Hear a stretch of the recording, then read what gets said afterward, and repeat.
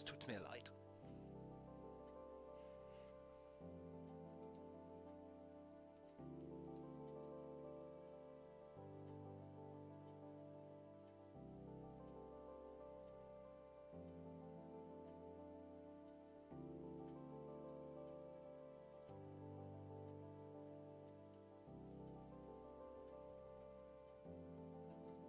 Well, appears that no one's decided to show up for the soup today. That's perfectly understandable. It's just the one of us.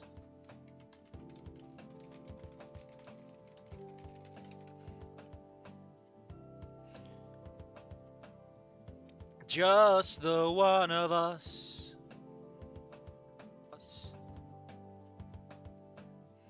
We can want it if we want, just the one of us. Watch out, watch out.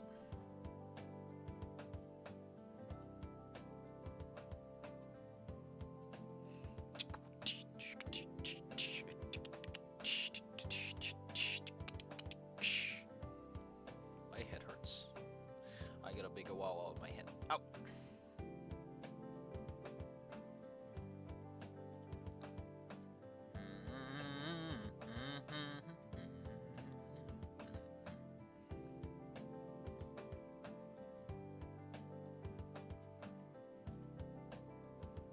I did leave everyone off on a bit of a sour note last time, so it's fair that no one shows up, but I guess. As I like to say, so is the fish. C'est la vie. It cannot be helped. It can't.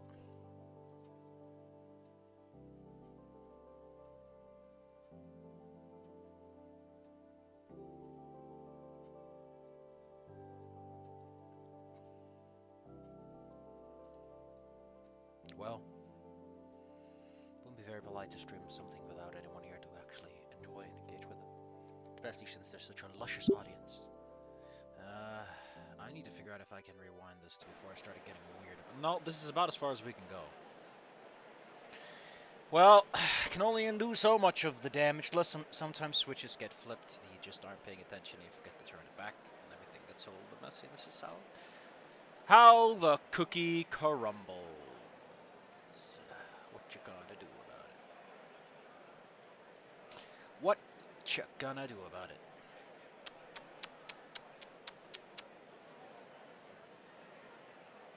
I mean, while I'm waiting, I might as well just play some spectrobes or something. Wait for the crowd to show up.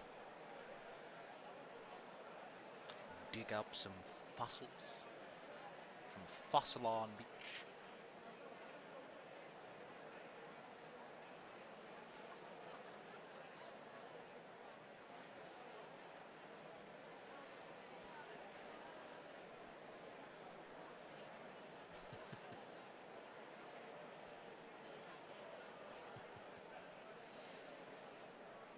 No audience.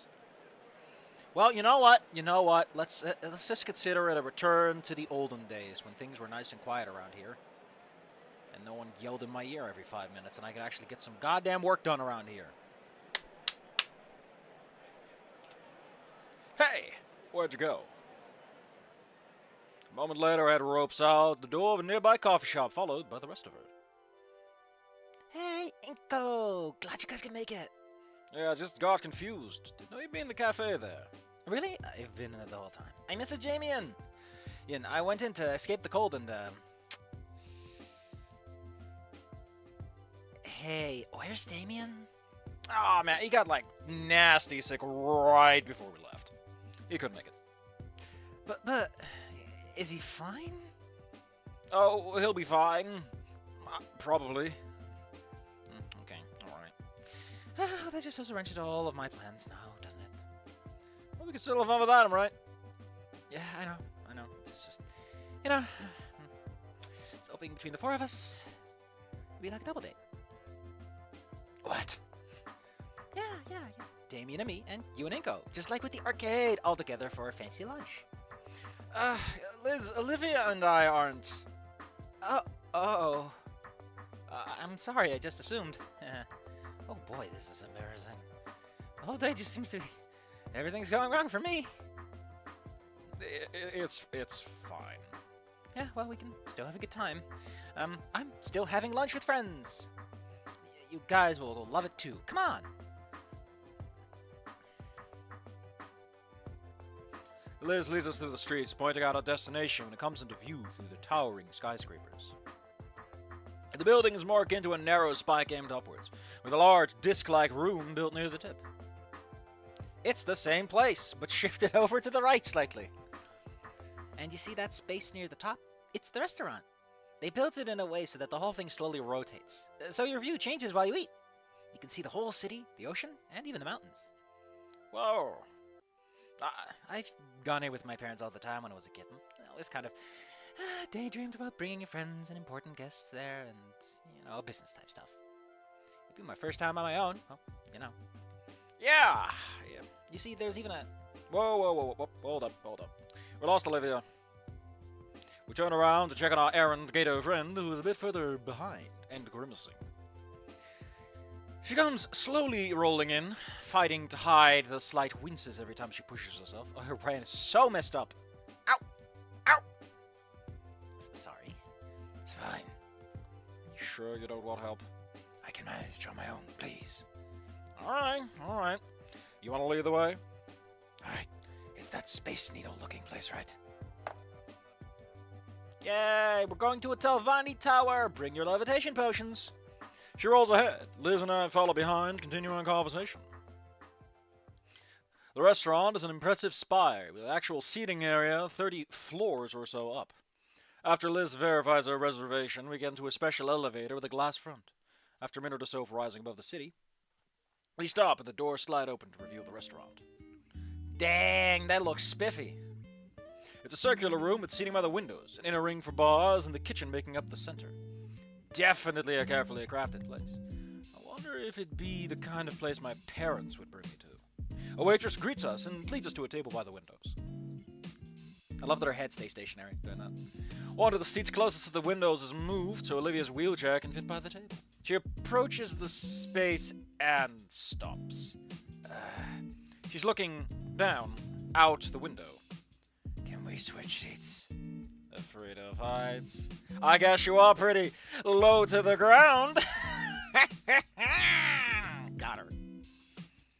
Shut. Alright. I oblige, shifting the seat over so she can instead sit by the aisle. Yoink. Boink. Surrounded by women, are we, Inco? The real. Quite a few, huh? I can see why it'd make you squeamish, Olivia. Heights also scare the living daylights out of me. Your head is like a bajillion miles in the sky. What? Are you afraid of heights, Liz? Yeah, isn't everyone? Well, I'm afraid of heights when it's unstable. If I'm just looking at something, my brain is like, got you covered. But the second anything starts wibbling and wobbling, my brain is like, okay, we've officially entered DEFCON 3. We are going to die. Which is funny because I sat in a plane once and it's like super stable. And then it started to jostle. I was like, actually, I'm probably going to die. It's probably fine. It's every single fear response in my brain is about avoiding. But the second anything happens to me, it's like, yep, we're fucked. No fear, no anger, we're done. It makes it easy, though. It means that if I ever die, I'll be like, yeah, see you later, buddy. At least the paramedic won't be too upset about it. What? That doesn't make any goddamn sense, Liz. Your head hangs 3 stories above your shoulders, and heights scare you. Well, it's about her body. Look, acrophobia is an irrational fear of heights, okay? So, of course, it doesn't make sense. But still. Whatever. Heights sucks. We agree on that, at least. It's because you can't use the stairs. Oh! Oh. Poor Olivia just getting slammed today. Not even cool slam poetry. So, what do you think? It's very nice. I can see why you wanted to come here. Liz nods. Which is really weird when your head is 5 miles long in neck size. My family usually comes here once a year. They find it ironic for some reason. Also, they love scaring the shit out of me. It's not a great relationship, but... Uncle Ferris has to remember to bring a letter from the owner saying he's fine to let in. That he won't bring the whole tower down. He's not that... Is it really that heavy? What the hell is bisque? Bisque? Let's see what YouTube has to say. What is bisque? Bisque. Bisque. It is potage fait avec un collat de Christus. I don't know what the fuck that means. Why is this in French? A thick cream soup made with shellfish, meat, or vegetables. Oh yeah, that's what crustaceans means. Un bisque de homard. Thank you. Or to speak in the words of the wise prisoner, as he is saved by Theo. Thank you. There we go. Olivia is looking into the menus. Oh, right, we're here to eat. And throw it all up over the window when our stomachs get upset over the height. Lobster bisque? It's lobster tail in a creamy kind of soup. Not necessarily. Oh, well, lobster bisque would be, yes.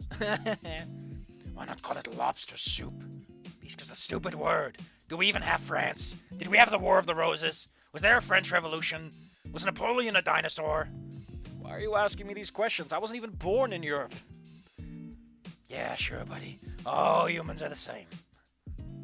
I look down at the menu myself. There's always standard options between pasta, sandwiches, cuts of meat. What is this, a restaurant? It's a weird novelty things, but I actually like trying those. Wow. I was fearing he would just order a sandwich. You know, to go with the white bread he's composed of. Or would he just order the condiments and put it between his hands?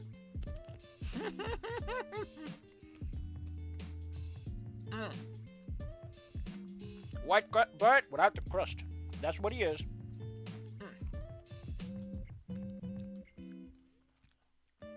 I guess I'll have, Oh! Ow! Ooh! Ow! Ooh! Ew! Eh! Oh! Developer's commentary. The full title is, we forgot about the list, Lamau, good thing nobody checks these, because otherwise they'll find out this is a filler chapter to relax the tone before the other shoe drops in the next one. What the fuck? I mean, I am looking in the script, so fair enough that you give me shit for this.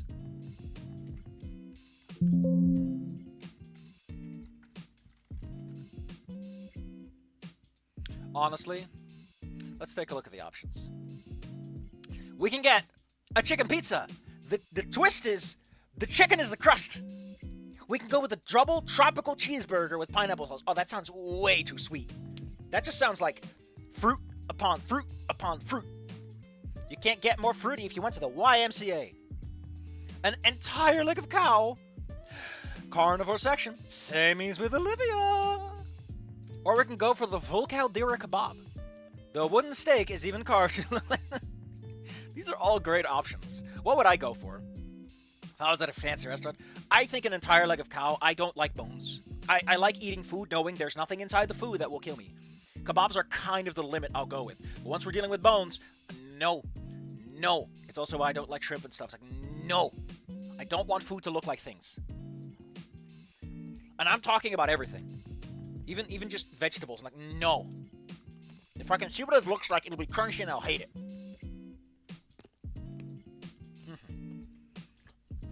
So the double cheeseburger's out. Listen. I don't like warm, sweet things. I just don't. If it's warm and it's sweet, no. I'm probably fine with pineapple. I don't eat it too much. Probably fine with pineapple. I'm not fine with a double tropical cheeseburger. That's a lot of meat. My brother said that you should put chocolate on meat, burgers especially. No, I'm fine. Entire leg of cow is a bit too much. So am I gonna... The full caldera kebab is just a kebab. It's probably a little spicy. It's probably a little fancy. But it's not like an actual cool mix-em-up dish, you know? I think we're gonna go for the chicken pizza. I like how all of these are non-vegetarian options. You wanna know what this feels like? This feels like someone told them, hey, goodbye Volcano High, every single menu option is gonna be vegetarian. No. There is a game that did this. There is a game where they specifically went. There are... Which one was it again? Fuck. What was that again?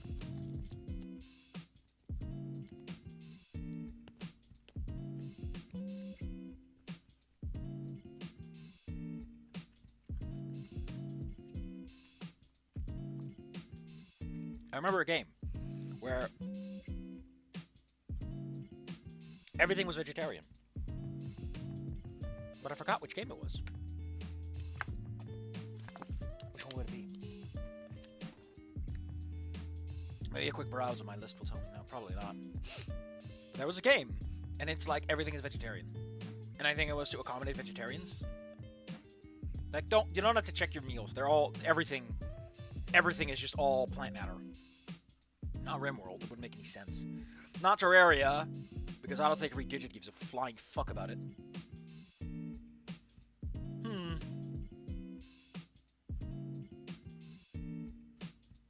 I don't know. I just don't know.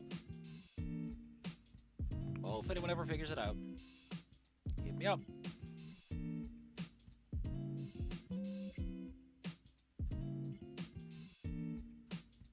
Maybe it was an RPG of some kind? Probably. God damn it, I wanna... Hold on! We gotta do a homework. I need to figure it out. Which... Maybe I can figure it out on a first blush. Yakuza 0? Of course not. They're Japanese. They eat meat and fish, and they're fine with it. Waveform doesn't do any eating. Vessel. No, that's a water game. How can I want to play it again? Why do I have the demo? I own the full game. Why do I also have the demo? 2012. Ooh. Voltis. No. Unturned? No. The fuck's the Turing test? When did I get this one? Oh, there's Tug. The game that time forgot. Ah, so sad. So sad.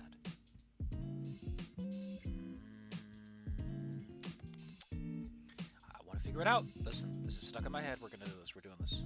It's not Subnautica, because there's fish aplenty for people in that one. Stories. Path of Destinies. What? State of Decay Year 1. What? Some of these games, I'm like, what the hell why do I own these? I mean, something like SpongeBob would make sense, but SpongeBob doesn't do a lot of, like, eating-related stuff. Maybe the Spatials? Jesus Christ, that's an old game. It's such a weird game, too. I didn't get it. I didn't get the point of it. Such a game with, like, nothing really to say or to do. Snakebird Primer, yay! Very cute, very cute, very cute. Slime Ranchers? Nah, but it just feels like it's in that developmental mindset space where they would do that. Where is the game that has... If you're watching the recording, I'm going to pause it now. These are the Titans for the real Texas. No, not that one either. Poi? Nah. Holy shit, it's Planter. Why are so many games like 2017, 2016? I was really playing around that time, huh? Overlord. There's Orbach C. Some guy wanted to give me a free copy, but I bought it myself and played it. I was like, yeah, it's fine. My time in Porsche. No. I recall playing the game. Warfight. Warfight. I play this one apparently. I think I know what game this is. Really weird one. Didn't click with me though. Mindustry. Oh yeah, I played that for a bit. That game just doesn't click with me at all. What the fuck is wrong with it? Why do I have the same game twice? What? I have the same game twice. That's pretty interesting. How exciting. Life in Bunker. Jesus. Lego? Might be. Lego doesn't do a lot of eating, but it will be the kind of thing that would concern such topics. I am bread. Well, technically, you are the vegetarian option.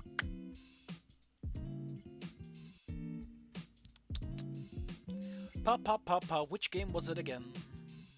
Oh man, Flint Hook. I haven't played that in a while. I was pretty good at it, I think. Got a little rote. But I enjoyed it. Evo Land. I'll pick these. Jesus, so many games in here. Where is the game that has the vegetarian stuff? Dungeons and Dreadmore would do it for funny. We'd do it for the funnies, you know. Be like a joke. Well, you know, it's meat, but it's not meat. Dungeons and Dreadmore was great, and then they made that COG Empire thing, and then they got shafted because the game released, and the people behind them like took the money and ran. It was so sad because they were like, they really talked about like the logistics of developing a game about logistics. It was really exciting. It's just a sad story.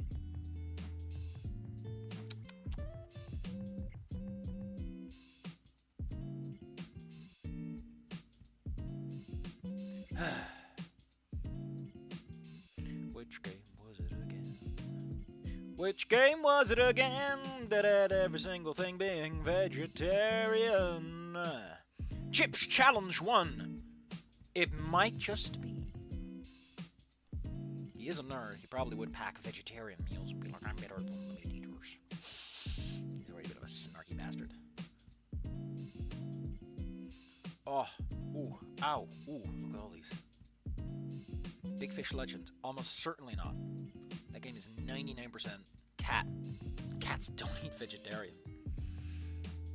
I don't think they're 100% obligate carnivores, but they are pretty damn close. Now we're halfway through. Still haven't found it.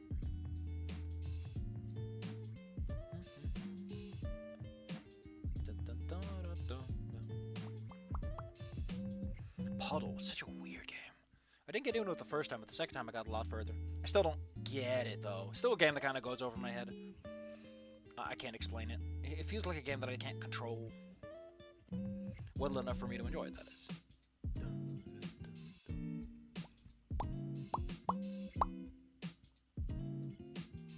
On the rain-slicked precipice of darkness.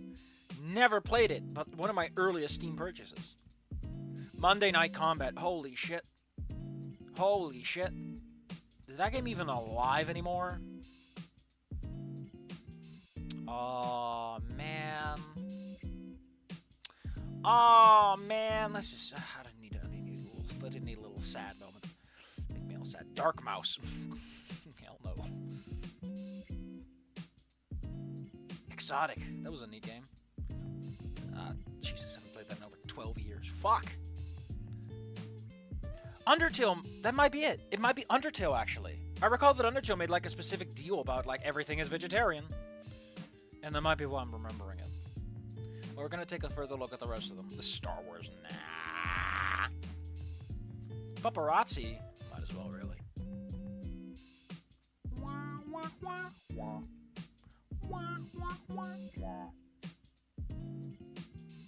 Little Gator game might.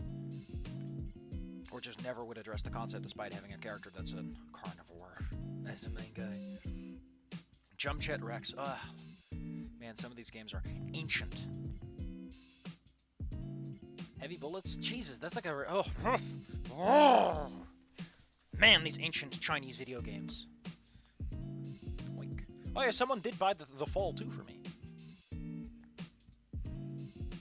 DuckTales, a boo-boo. The Deep Paths, Labyrinth of Antics. Did not like that one. Did not like that one. Crosscode might have done it. Just out of like sheer development. No, I mean, it's all fake, so I guess being a vegetarian, that would be entirely facetious. Towns, ah, oh, fuck. Another one of those games like Timber and the Stone that got shafted. Rogue Legacy might be... No, Rogue Legacy has like a trait that's vegetarian. Or something of the sorts.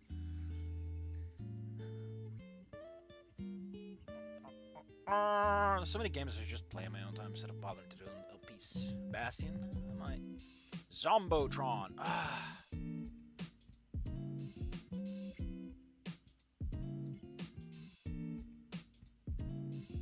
Wait, what is this? Zombotron reboot.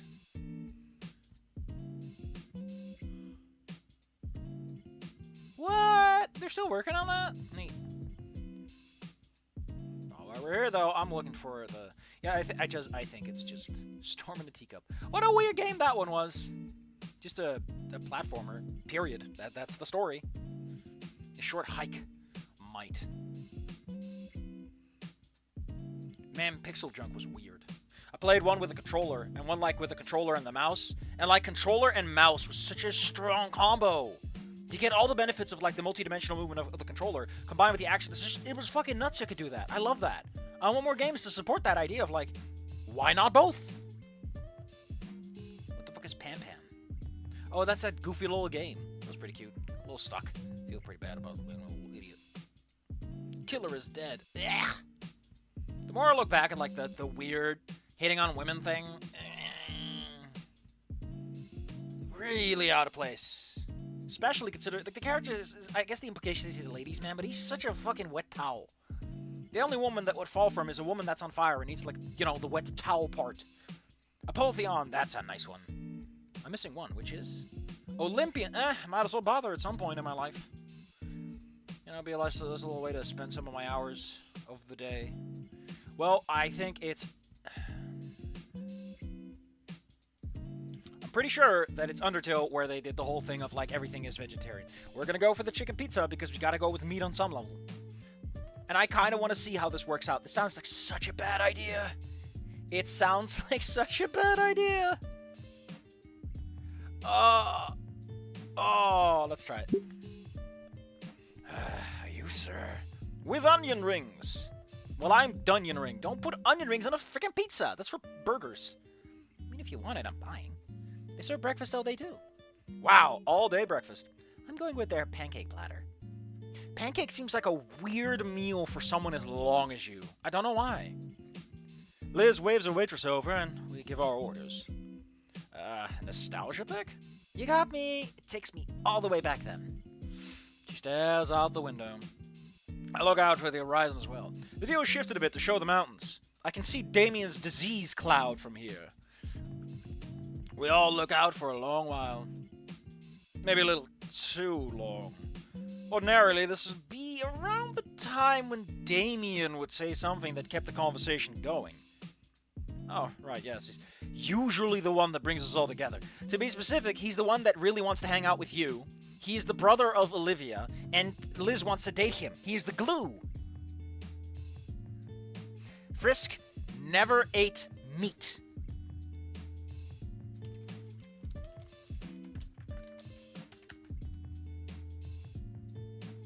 Why the fuck can't you show me the Undertale wiki when I look up steak, mother clucker? Why are you immediately going for recipes? Oh, because it's steak in the shape. Excuse me.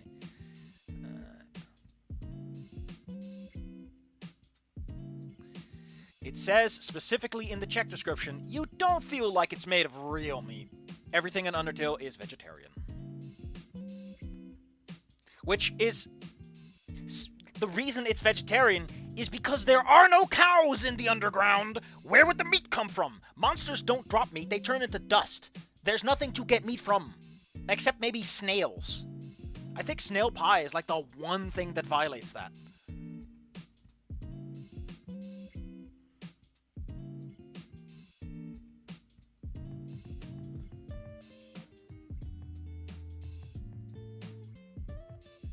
Yeah, the snail pie is the only one that doesn't imply that that it's actually anything else. Weird. It heals you to max health -1. Just for shits and giggles. I still love that everyone in Undertale is like, why would I buy your garbage? Why are you selling me stuff? I'm the store here. And it's Tem that sells. Where did they get the veggies from then? You can grow plants in places. I imagine they have magic for that. But meat is a different matter. There are no creatures down there that would... Again, snail's the exception. But I think the idea is just from Toby's perspective. He didn't want anyone to feel uncomfortable about it. He was just like, eh. He didn't want the monsters to be carnivores either, because I imagine it's easier and faster than going with, there are cows, they breed in the utter dark of nothing, compared to, they can put up a sun lamp for it. Also, meat is horribly inefficient, and monsters don't really have to eat, I imagine. They can just magically flavor stuff to an extent. So, I don't know. I don't think monsters would give a shit about meat. They also probably don't need protein, so who knows? Maybe mushrooms are good enough. I don't fucking know. You ask them what their culture is about. But yeah, it is Damian that kind of glues this group together. The spider pastries. The spider pastries. Another question. The spiper. The spider donut and the spider cider. Made with whole spiders. Oh, well.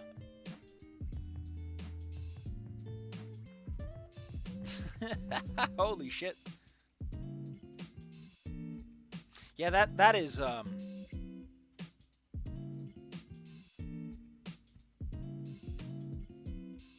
There's a 10% chance that, don't worry, Spider didn't. It appears instead of the regular text when using it in battle outside of serious mode. I love serious mode. Like, the game actually has, like, hey, you're in a big boss battle, everything changes a little bit.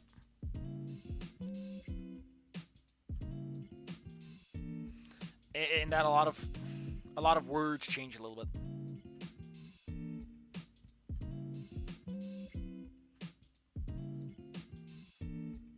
Tough glove just becomes glove. Neat. Because there's a lot of puns in there. Let's just move on with our lives. They're sapient, don't care about being eaten. Oh, fair enough. That's the spiders, right? Yeah, it's strange to think about, but Liz and Olivia aren't really more than acquaintances. They're held together by Damian's racial segregation glue. Damian, sick, shouts, "God damn it, dude! I said it like once! It's all you're known for now, Damian!" But during lunch, it's Damian that always makes sure everyone is included in the conversation. Nothing comes to mind. I don't think I make a good Damian. No director's commentary here. I'm just going to mark all hashtags so that I can find them with a bit more ease. They should be functional now. Yes. Liz hide body. Mostly a lot of like little pauses and movements that are commented out. It's really weird. Causes ghosting. Don't know a better way to do this. Oh, poor guy. Poor guy. Man, they're struggling with this stuff sometimes. One moment, please. What are you going to do, Inco? You going to order a Damian online? He just calls him! You fucking nerd. I ring up Damian in the hallway. He's sick, yes, but hopefully he'll have something for me to use. If he picks up. Please, please. Okay, listen, I'm going to look at the code right fucking now. I want to know how this works. Okay, how does this work? Window auto hide, show background involving restaurant back 1, show Damian background back 2, show Vinny back... Oh. Oh. Split back... Ooh. Yellow? Vinny, I would like to talk to Damian. MadPat's final game theory is in 30 minutes. Well, go watch it then. It's a historical event. Nah, he's out right now. Mom still with him in the backyard. He's puking his guts into a bucket. Why? Pest control guy buys it from us for $50. Wow, that's disgusting. What do you want him for? I can tell him when he comes back in. Why not? I wanted to know how he always keeps our friend group so lively. Like, I was considering small talk, just bringing to movies or something. You know. Movies suck. No one actually likes them. What? I'm playing Fortnite. Oh, wow, just straight up calling it, huh? I'll turn it down so you can hear me. I can't believe this child is actually playing Fortnite. I have to see if there's director... No, there's no director's note of grogifying it. He just straight up says Fortnite. Now do the floss, Vinny. You have to. No reason. Just mandatory. You also have to do the Carlton for legal purposes. I heard what you said. It was just dumb. Was it? Yeah? You were the last generation that cares about movies, buddy. Movies always sucked. Like, they started in black and white without sound, and never really got better. Even when they peaked in the 70s, they only barely became watchable. Have you ever watched The Godfather? Dad made me watch that stuff, and it just sucked. No, you probably just didn't get it. Dad explained the whole plot to me, ins and outs. It was just really mad trash. That movie won awards. You can't just call it... You can. You can't just call it trash, Inco. That's what an opinion is. You bingus. Yeah, I can. Movies are just a trash genre of content. Even the best ones are just polished turds that waste your time. Well, okay then. What's a good movie? Ever heard it? They're straight up gonna bring up Mr. Beast? What the hell? I don't know if I feel comfortable with this being brought up, considering they normally paste over everything with a little bit of... Damn. Ever heard of Mr. Beast? How about story time animations? So this is how we're gonna bring this up on my channel, huh? This is the first fucking mention of this stuff on my goddamn channel. And it's this tiny child man. Well, fair enough, really. Oh, you've got to be kidding me. I am not. Any popular content on YouTube... See, they grogified that. Any popular content on YouTube provides more value for your time than the classics you old people fawn over. And it still sucks. Those aren't even movies. They move, and I watch them. That's not my point, you troglodyte. You're the troglodyte here, buddy. And as if you would ever think of comparing that slop to the likes of Star Wars, The Godfather, and Blade Runner 2049. Oh my god. Is this... Did they just copy an actual conversation? Did they literally just add... Is this like in what's it called? In Charles Barkley Gaten, the save points all have like forum conversations on them. Is this just a conversation on 4chan they just took? You can't just do that. They own the copyright to that to some extent, buddy. You can't just take people's text online like that unless you're like a goofy... No, not in a published product. You can do it in a free game like, you know, the other one because it gets weirder, but... Damn. Movies are a massive pile of doo-doo fart, but even it can sometimes make something mediocre. Those are billion-dollar franchises. Millions of people would disagree with this deranged nonsense. Doo-doo fart. Oh my... Why, you little... Listen, you little chump. Next time I see you, I'm going to wring your little neck out like a washer. Holy shit. Anon, what the fuck are you doing in this game? Excuse me, I just need to edit the text in the video, in the scripts, and add Anon's name there because they got it wrong. Oh, this is great. Vinny gets up and leaves. Sophia enters the frames, implying she picked up the phone with a neutral face until she hears the threatening grimaces. Inco. What? Who is this? Oh, shit. Your name is in the caller ID, you dumb fuck. You can call people back. Oh my god, you are so fucking stupid. Inco, you got...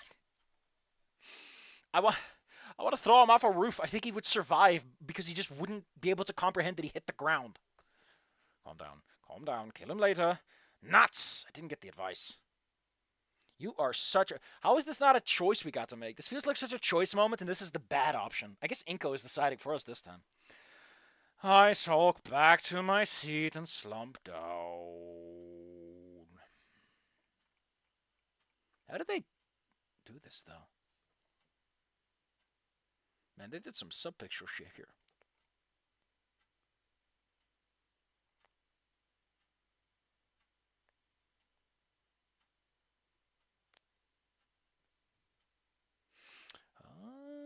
Oh, that's pretty cute. Damian's background is the real background, but they use the revolving restaurant. Ah, that's pretty cute. His extended family usually tries to hide. Oh. I sulk back to my seat and slump down, catching my breath. You bingus. Well, you all right? Your eye is twitching. I don't think I've ever been more angry in my life. What happened? I don't want to talk about it. We're in a filler episode. The title literally said so. I rubbed the tension from my face. Ugh. Fine, I can be a good Damian all by myself. So, Liz. Yeah? You mentioned when we first met you wanted to be an art dealer. Getting the right people, the right paintings, right? How's it going? Oh yeah, it's going great. I actually got accepted into Marshland U, actually. That is a shit name for a university. Oh, snap. Yeah, I finally got it all worked out for myself. I'm gonna hit the ground running once I graduate. That's pretty cool. I'm still figuring things out. You too, right, Olivia? You only got short-term goals right now. But I'm interested in what Liz was talking about. All right. I'm sure it wouldn't be a problem for Olivia to replace the stolen painting. But that was annoying. What was annoying was trying to contact the Treasury and Administration about the broken cabinet. I mean, what even happened? Whoever did it, I wish they could have just dealt with Mrs. Scalar's neurotic tantrum the way I did. We're still finding glass shards all over the floor, and I get screamed at as if I'm the one responsible for it. Scalar needs to put that coffee mug down sometimes. I got the feeling she used it to stay alive, not that she's, like, caffeinated. Jeez. I like how she's saying that to, like, the two people who know what happened there. Minus, of course, the Atacon. It's not a problem anymore. We, already ordered a new display, and it should be installed next month. Oh, I got off track. What were we talking about again? The art dealing thing. I'm actually interested. Well, the plan is to be able to open my own business. I'll start online and work my way up to having a physical location. Uncle Ferris said he's willing to help me figure the legal part out.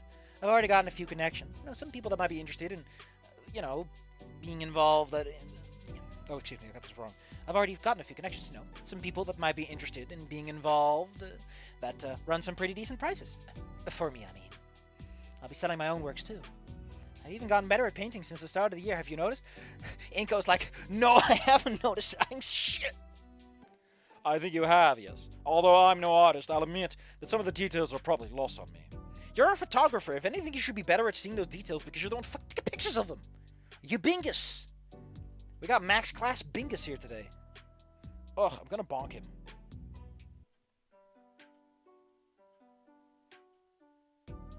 What the hell is this?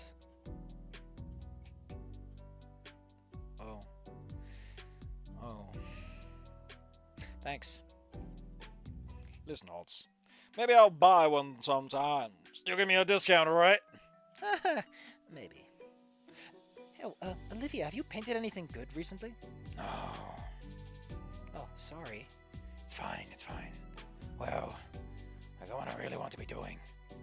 Then why don't you? You're in a wheelchair, Olivia. You've all the time in the world to be doing paintings. Chop, chop. Because I got dragged here instead. Dang it, Olivia. I mean, I'm not that mad. I mean, not that I'm mad. Liz looks like she wants to say something, but the thought dies on her tongue. Without Damian, we kind of suck ass. As much as he talks about racial segregation, he's very good at segregating our frustrations. Damian throws one of his drunk, dry soda cans out the window. Clink. Just the mental image of like a soda can hitting a window 30 stories up. Oh, yeah. The conversation and the tension, thankfully, gets interrupted as our food arrives. The social media influencer in me itches to take a photo of each plate, especially with how good the presentation is. Dang, I should have brought my camera along with me. Why don't you? Wait, I have my phone. I say, Olivia, I turned just in time to see her clamp her jaw on a hunk of meat, tearing it right off the bone. Never mind. How's the taste? She takes a moment to chew her food before sending it down the hatch, then smiling as she gives me a greasy thumbs up. Liz chuckles from Olivia's good review as she lowers her head to get the first bite of her pancakes. Given that the neck is making movements equivalent to doing the happy dance, I am guessing the pancakes are good here.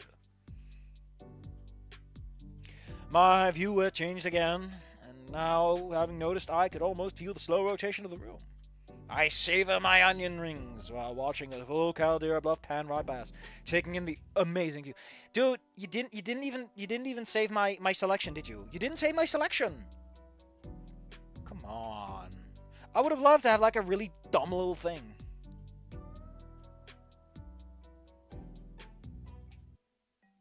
That's weird. Show Inco rights with A to resolve. They have expressions, and then they use update expression. Is that just for Liz or what? Yeah, it seems to be just what they do for Liz. Everyone else uses the conventional swapping out. Inco leers at Olivia. She notices, you forgot to uppercase the I there. It's developer's commentary, but I'm allowed to complain anyway, because I have all the rights. Yep. No, none. Oh, very annoying. Saving my onion rings while watching Volcadera plan right by us, taking in the amazing view. What happened? Well, they didn't keep track of my onion rings. I ordered a chicken pizza where the chicken is the crust, and they didn't even comment on it. I'm very angry. My thoughts reach out from my camera, already calculating the restaurant's rotation with the proper settings to capture a full 360 panorama I could achieve. And a separate section of my mind recalls the other panoramic of the city I saw. The one that's now nothing more but shredded debris. Debris. Say, Liz. The Brachiosaurus takes a moment to respond as she attempts to cram her snout into a glass of water. Stupid glass, no straw. Yeah, that's gotta be annoying when your head is like that. Yeah. So you mentioned all about wanting to be an art dealer and be part of that system. I guess it'd be cool if you worked together. Come again? I don't know. Just seemed like a decent idea. No. I get you. Now it's Liz's turn to pause from her food, sit upright, and carefully tap the napkin on her closed lips. Maybe, but I don't think you want that, honestly. No, that'd be cool. I'd like that. Oh. Yeah, maybe. I'm not sure. Not sure. trying to get this whole thing off the ground on my own. Hey, come on. Without her, this is help, right? Like how you feel about your art stuff? Fuck off, Liz. Fuck off. Don't be like that. Take off those big girl pants. They're fine. That's different. The point is, it's important for me that my start is as self-sustaining as possible. I mean, to be fair, it's fair that she doesn't want to be known as like the guy promoting the artist, you know. But you said you had connections, and your uncle. Yeah, family and such, nada. Olivia raises an iconic... Oh, there it goes, there it goes. Olivia raises that iconic eyebrow. Friends, or is it just me? Olivia, don't even start to make a scene. I have to do something. Olivia! Liz! Come on, guys. Can't we finish lunch first? Come on! Let's have some lunch!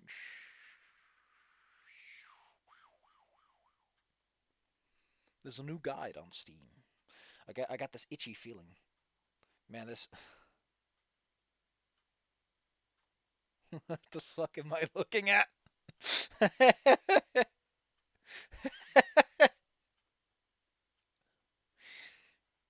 Man. What the hell?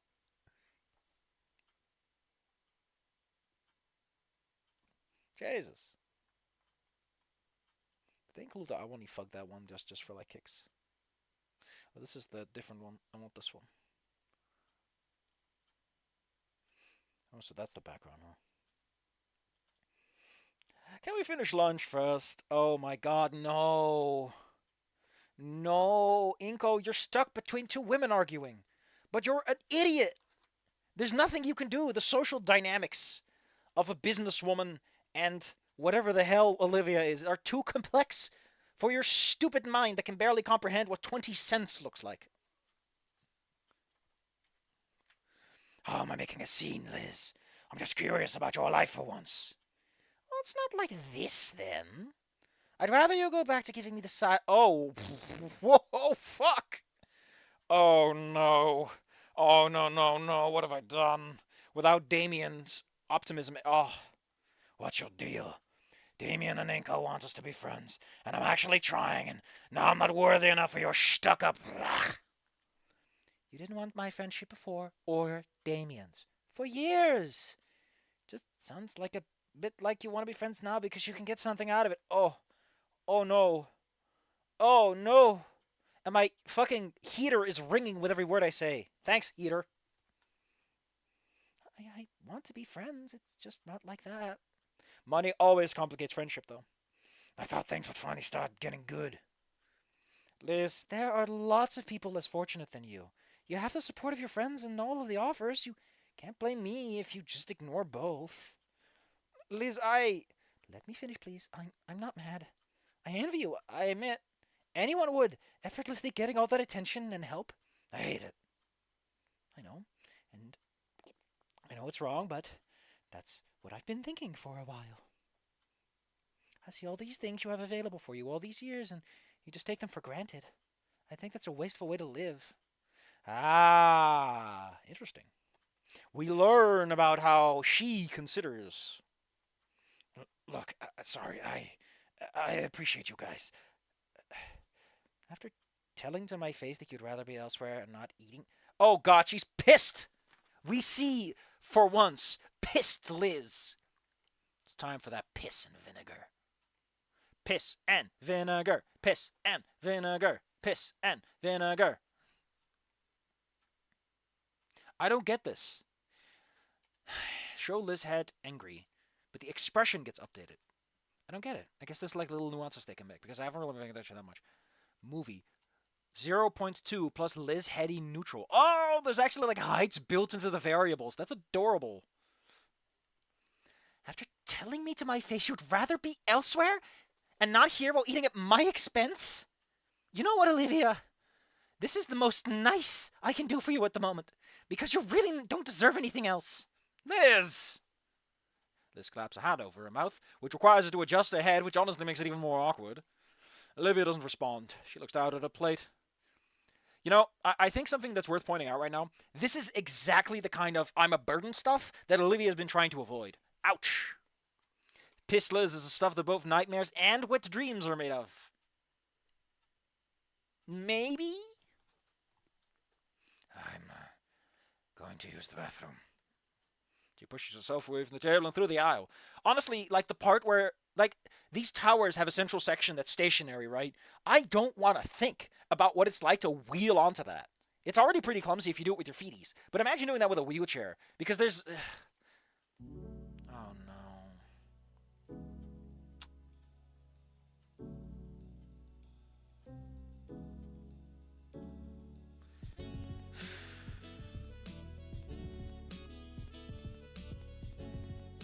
So we're about to get on something that's pretty complicated. How many? Hold on.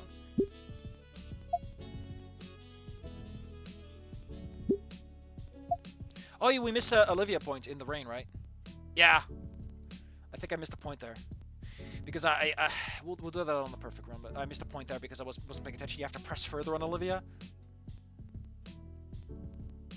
But you don't get the point until you make another choice there, which is kind of the problem. Anyway, we're actually coming up on the last point, according to this guide, and they're all Inco points, so we're just going to fucking bomb it, unless we really want to make one of them nice. We can resolve this conversation properly. Or there's later a moment where you can say something to Ben. I think we can afford one more point. I think this conversation is important, though. Ending one, we can fuck up as much as one, but I really want this to be a good one. So is there like a... I would love it if this had a little section that just says, this is the ending you're most likely going to get. Just feels like the easiest thing to put in your debug system, right?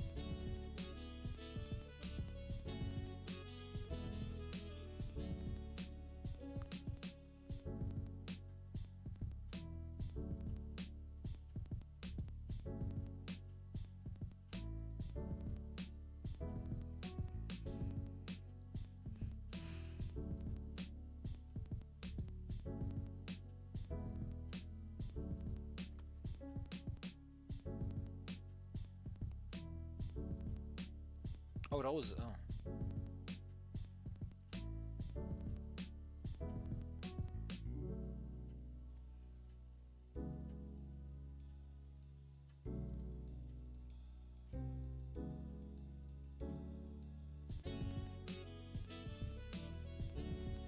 Well, that's interesting.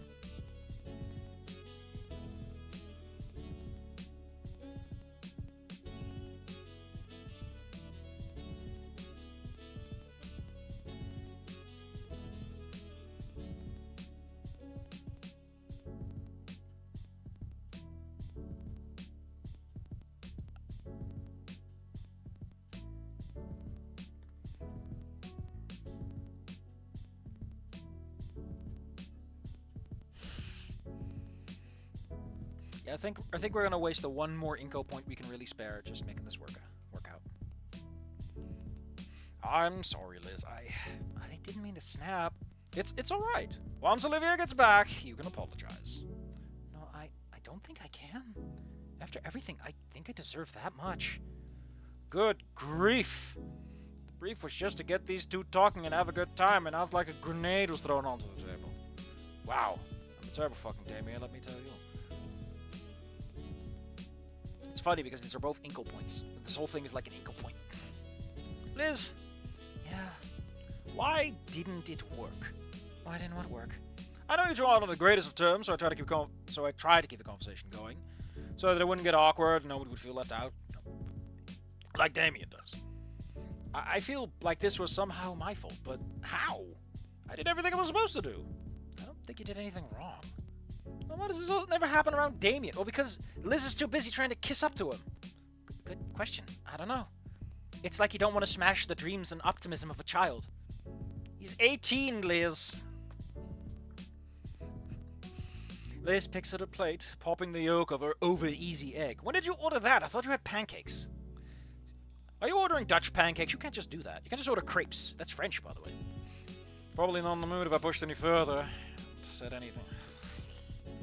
Olivia wouldn't like me prodding right now either, but there are no options. I try to think of something, but nothing. I can't think of doing anything at all. Not without making someone uncomfortable, or worse, making them mad at me. I've never even anticipated, never even anticipated something like this happening. It's frustrating. I can't do anything, but I can't do nothing, obviously. Not if I want to smooth things over. Right now, Olivia's in the bathroom. She's actually just fooling around in the hallway, but the point is the two are separated. I can work something out.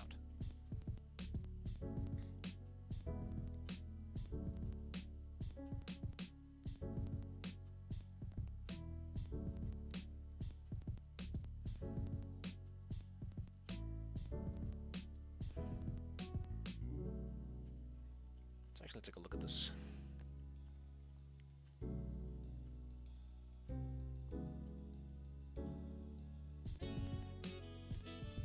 But this is interesting. They got some developer notes left here. Hold on. I should keep trying then? I don't want to make anyone uncomfortable. I think I'd rather you didn't. Okay, there's a developer note here. Come on, Liz, help me out here. Inco doubles down. Liz berates him for lecturing her on behalf of Olivia for not forking her career over. It also proves her point a bit. She relents, and when Olivia comes back, they agree they're cool. God damn it. Of course, right now my stomach decides that it's time for Oh, what's this? C point. Ask Liz for help. How does she know how to deal with without avoiding upsetting others? Inco asks Liz for help with this problem, and he's starting to understand doing what you're supposed to do doesn't actually work, and now someone is hurt over it. Because he doesn't have an idea what to say, but it'll upset his friends, which he can't stand. Liz, who is currently upset, tells Inco just to say what you need to if it needs saying. Who cares how others will feel? Not wrong, but compared to 4 others, it lacks a certain kindness. When Olivia gets back, he phrases what he has in mind, to the slight bewilderment of Olivia and Liz. Regardless, the two agree they're cool.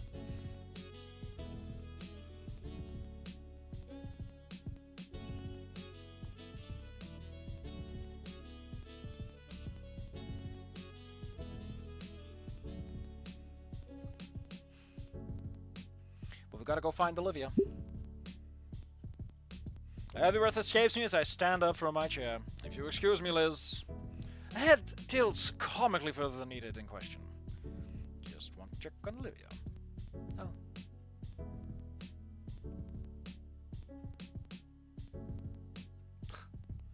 She waves me off as I turn away.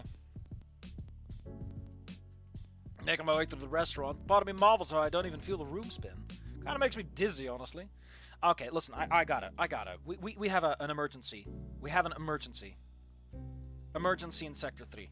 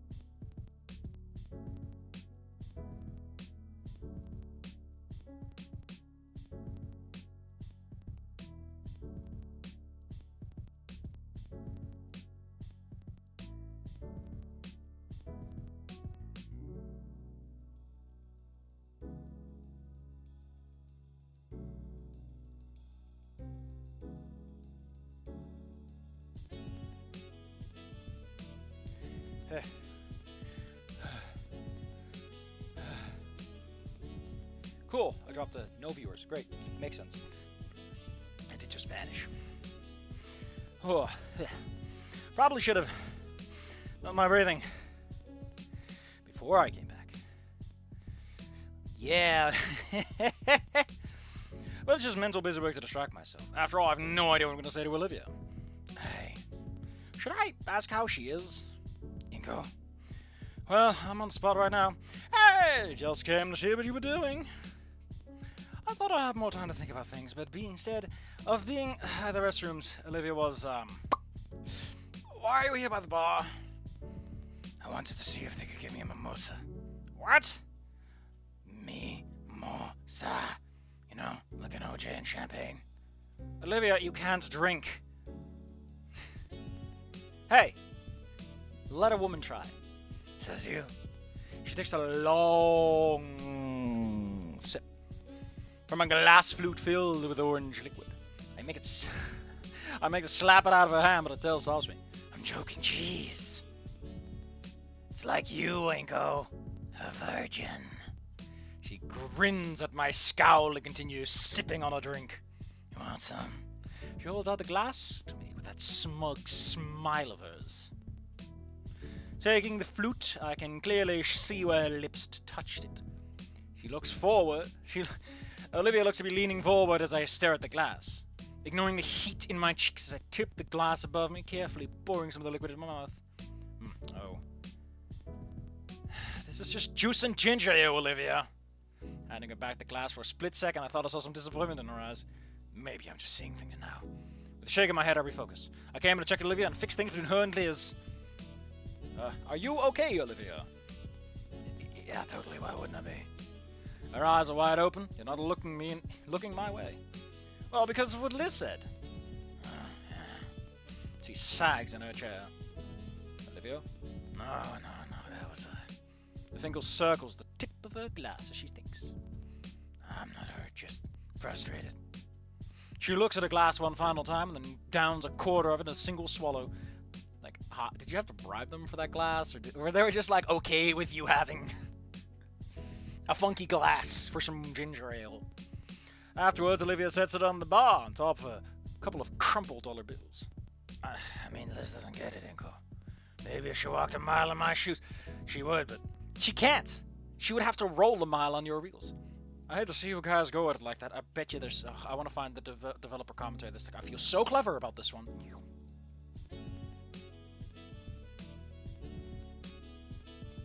No dev commentary on how clever they are. Very intelligent.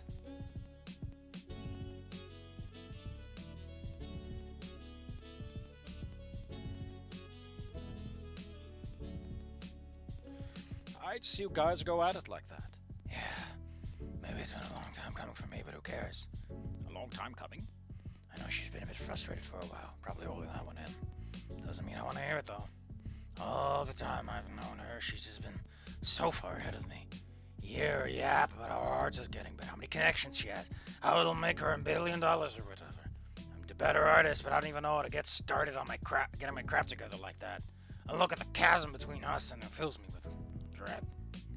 Just jealousy, I know it. It's just been getting worse every time she mentions getting further in life. Well, I can't even convince myself to try. It's been different actually getting upset at me over this specifically. I just mentioned being someone she'd consider a real acquaintance, and she blows up like that. You want to talk about it? No. You sure? Is that what you wanted to see me about? Partially. The other part's that I'm a bit confused. I wasn't expecting things to go the way they did, so I came to see you to ask for help to make this right. Well, I'm not apologizing if that's what you mean. Alright, let's take a look at the developer commentaries. Over here. According to the guide, the proper answer is ask for help. How does she avoid upsetting others?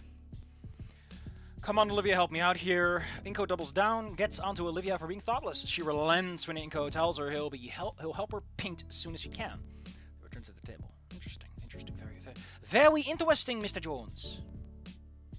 Unlocks fourth option at choice.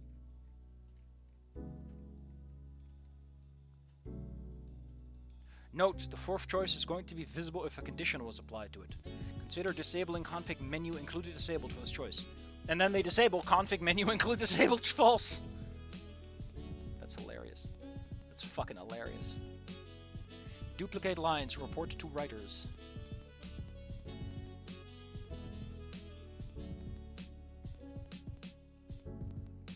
And the song is so swank. It's got that little, you know. So how do they do this internally? What the fuck? Oh. Oh, that's interesting. Normally when they have menus, they have like little jumps, but this one is like written in the thing. If asked Olivia. That's pretty cool. That's neat. Some behind the scenes information. No, that's not it. Rubbing my scalp to help the thoughts flow, I just let my words come out unfiltered. I'm serious here, Olivia. I need some help. I have full attention now, my words just keep coming. I feel like I did everything right, but it went wrong. You and Liz got into an argument, and though it wasn't heated, you got hurt. And that scares me. For a brief moment, Olivia's grey eye seems widened in surprise. I have a few ideas on what to do, but nothing that won't make someone upset. Or worse, get them mad at me. Why do you care about our opinions so much? Because you're my friends? I want us all to get along and enjoy lunch we got invited to. But I don't know how to fix it. The only things I can think of will just probably make you guys upset at me again. That's why I'm asking you. Me? So, you're, you know, self-reliant. You're strong in your stance to never accept help on account of your condition. For the longest time, that confused me. Well, it still does, but you do it. It confuses you. Well, it's like others are willing to give, and giving feels good. So when you deny it, it's like telling them those thoughts don't matter. Well, that's one way to put it. That's the part I don't get. Even though everyone stands to gain something, for the sake of your goals, you don't accept it. You take the hard road. Saying it out loud, I like it. I'm willing to give it a shot, but I don't know how. What do you do when there's no good option? Wow. Well, thanks. I guess I'll put it this way. It'd make an alcoholic happy to give him alcohol, even though it hurts him. But sending him to rehab, that's painful. It's not a happy journey to make. But it's good for him. Absolutely. That's my point. But don't worry about making others comfortable. Hurts them. Don't worry about making others comfortable and happy if something needs getting done. In my case, that means ignoring help because my own goals need to be done. If it makes someone comfortable, then that's their problem, not mine. When something needs doing, you just gotta do it. And when no option seems like it'll make people happy, well, you do what you can. That makes sense. I'm making this up as I go along. I think so, yeah. If it's the right thing, you'll get the support you need. After all, I got you. Even if you don't, standing alone for your standards is cool. You can be trying, and that's what matters. Yeah, thanks, Olivia. Hey, you're welcome. Saying all that out loud is helping me understand if you... Yeah, sometimes you just gotta roll over your own thoughts. You ready to head back? I have an idea how to smooth everything over. Sure. I'm curious what you have in mind. Even if you think I won't like it. Heck yeah. We're gonna piss off the ladies. Oh, Como says they'll be in the stream. You better fucking be. Or I'll beat the shit out of them. Where'd that come from? What is this?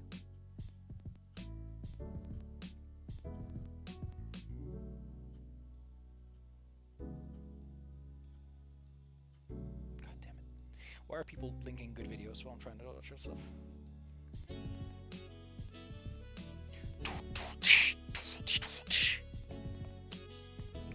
I start heading back to the table. Olivia follows close behind me.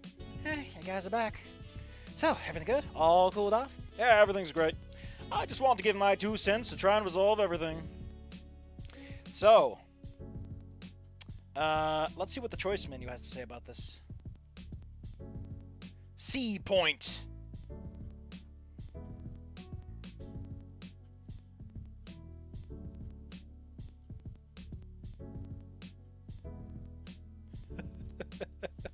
Man, the first option's kind of lame. It's like, let's just turn an early board it. Liz is right. Olivia needs to think of others more. Let's see. I really think you hurt Liz's feelings when you said you'd rather not be here. After all, she's done to make this trip happen. Olivia gets straight up angry. Jesus.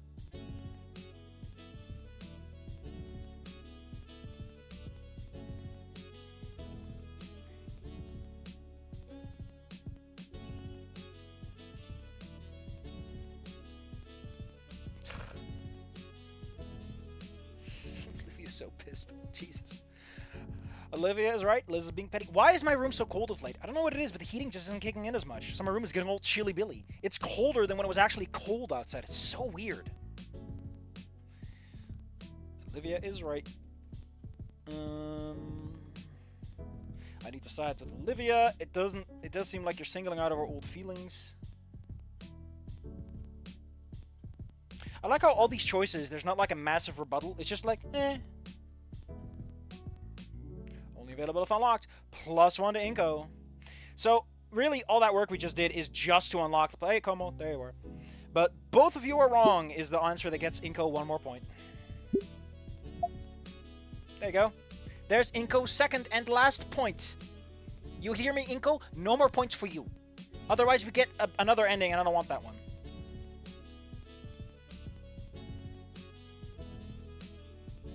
See, the annoying part is... Oh, wait. No. What? Oh, okay. We can get a third Inco point since we have 4 Olivia points. We can get 1 more Inco point, I guess. If you match points, the tie goes to Inco. Very funny. Very strange. But fair enough. So technically, we can go for Inco on the last choice. And ending 1 is just the shit one. Or we can use the debug command and make it all work. I don't know. We'll just play it safe.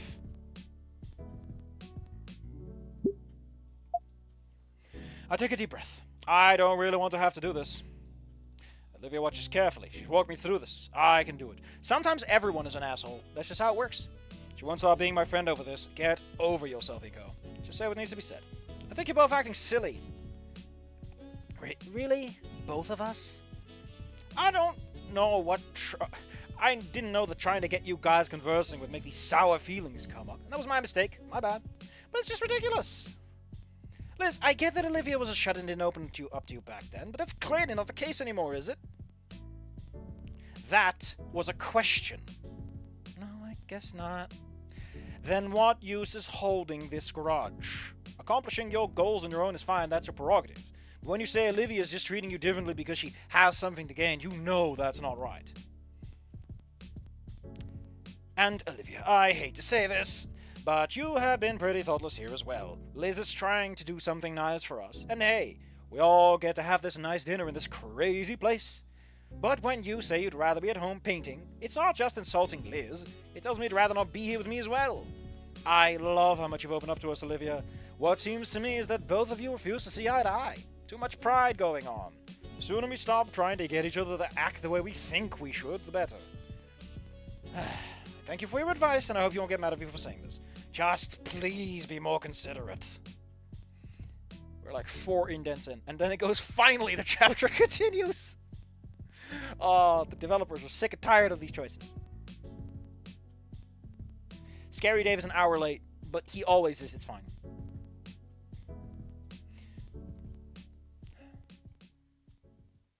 Well, that's it.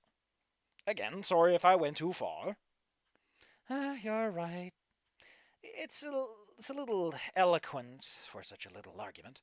Well, it was bothering me, and it would have turned to something more given time. Like my feet freezing in this cold room. All right, that's fair. I appreciate the effort. That's what you had in mind when you asked for advice? Yeah. I figured it'd be something a lot worse. Like the roast of a century you've been holding in against us. But if it's that, that's also decent. You're usually pretty thoughtful, so I guess I can see how that was a lot for you. We're nearly adults, so that's not gonna bother us. At least it shouldn't. So, we good? Yeah. Thanks, Inco. Thanks. You did it, Inco. You saved the video games. I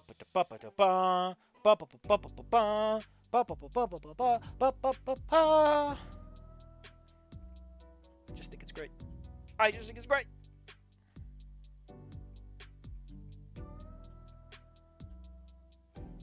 Someone said that they didn't like third-person perspective writing, and I'm like, you know what, maybe I should write something in first person. I got a couple of ideas in mind. They're all awful and shit and terrible. And they're both basically the same idea of teleporting and bringing good old ending 1 characters over to ending fuck it. That would make 3 stories I've written about Snook Game that are all ending 1, even though I got ending 4 in my first go, but hey, they're the more interesting character, who fucking cares? And I guess I got Call Me Fang to sort of balance things out a little bit. That went much better than expected. After things settled down, we finished off our meals. Well, Olivia finished our meals. Liz had noticed it first when her whole pancake simply vanished. Whole stack? I thought my onion ring pile was looking smaller by the minute. Looking Olivia's way, she simply waved at us with the most bizarre concoction of onion rings, flapjacks, syrup, and beef on her plate. What? A man cook guys better food than this later. The theft of our food stopped shortly after that, though the portions had diminished. We were all thoroughly satisfied with our meal. I offered to pay, or at least pitch in on the check, but Liz refused. She insisted that this was her day to begin with. But I always figured it was a man's place to pay for a date, and this was a date, kinda. It was supposed to be a double date, dude. None of our hands lifted from the tiny leather booklet. Neither of our hands. Oh. I don't know how long we spent playing tug of war over it. Oh my god, he was fucking fighting Liz over it. Olivia at least found it amusing, even recording our stare-downs on her phone. But victory was mine, and I managed to pawn my credit card to the waitress before Liz could give her back the bill booklet. Oh. With that done, all there was for us was making the most of the view. You rich bastard. I am still going to recommend you do the endings in the following order: 2, 1, 3. Yeah, that is the plan. We are doing 2, 1, 3. Don't worry, Scary Dave. That was decided a while ago. But not for... Or are you talking about Snoot Game? If you're talking about Snoot Game, why ending 2 first? Because I think we went for, like, ending 1 first on the vote, right? Hold on, let me pull up the vote. If you give me a compelling enough argument, I'm willing to throw democracy away. But I will not throw away democracy for little. It must be a fantastical reason. One that defies the order of the I don't fucking know. Yeah, the order that people voted for with 82% on 17 votes was 1, 2, 3.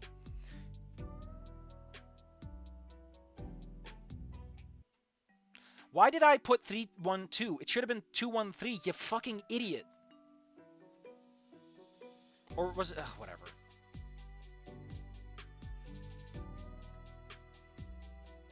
Olivia led the way to the observation deck on the floor beneath the restaurant. She immediately regretted it, as a blast of cold air even had me shiver a bit.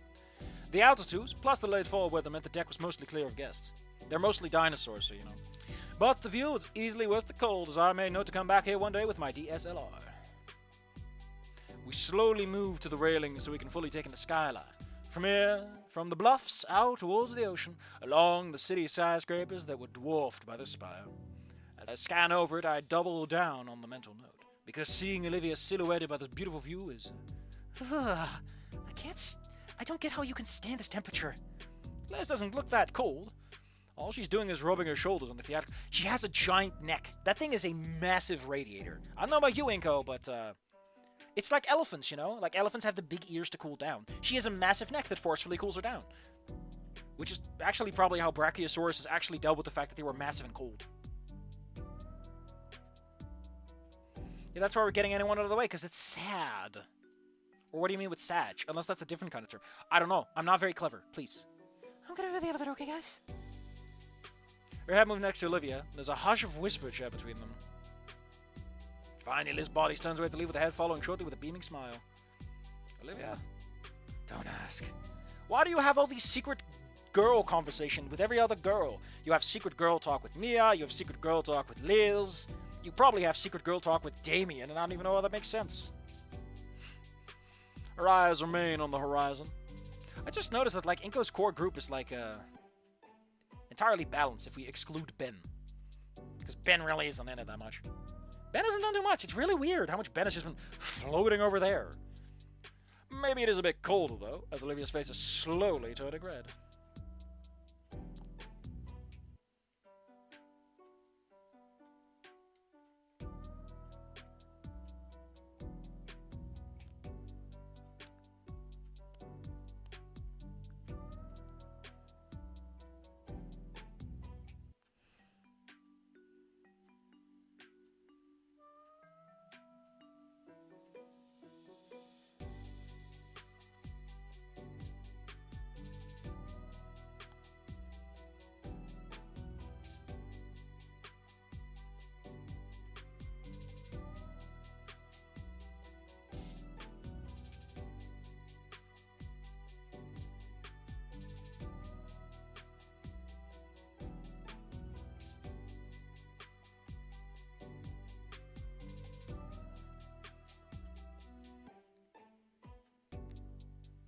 No, we're still in the Volcaldera Bluffs.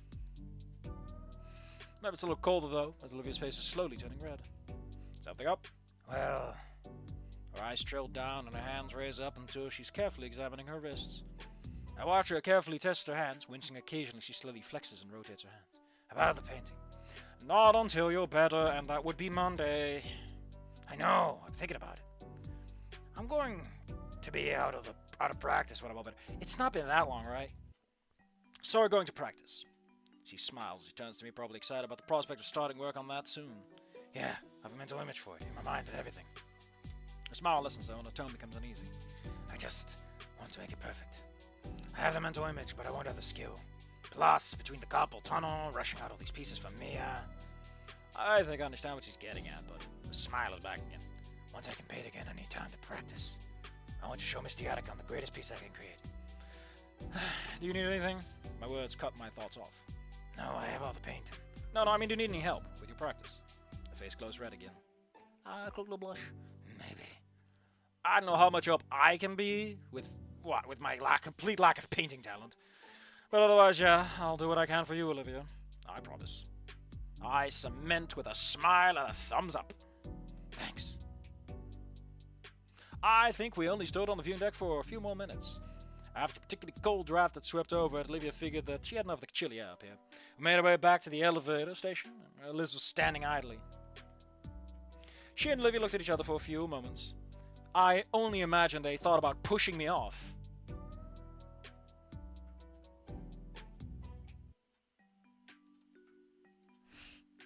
Two well-there looked at each other for about half a minute before Olivia looked to the side. So what else is there to do here? Going home.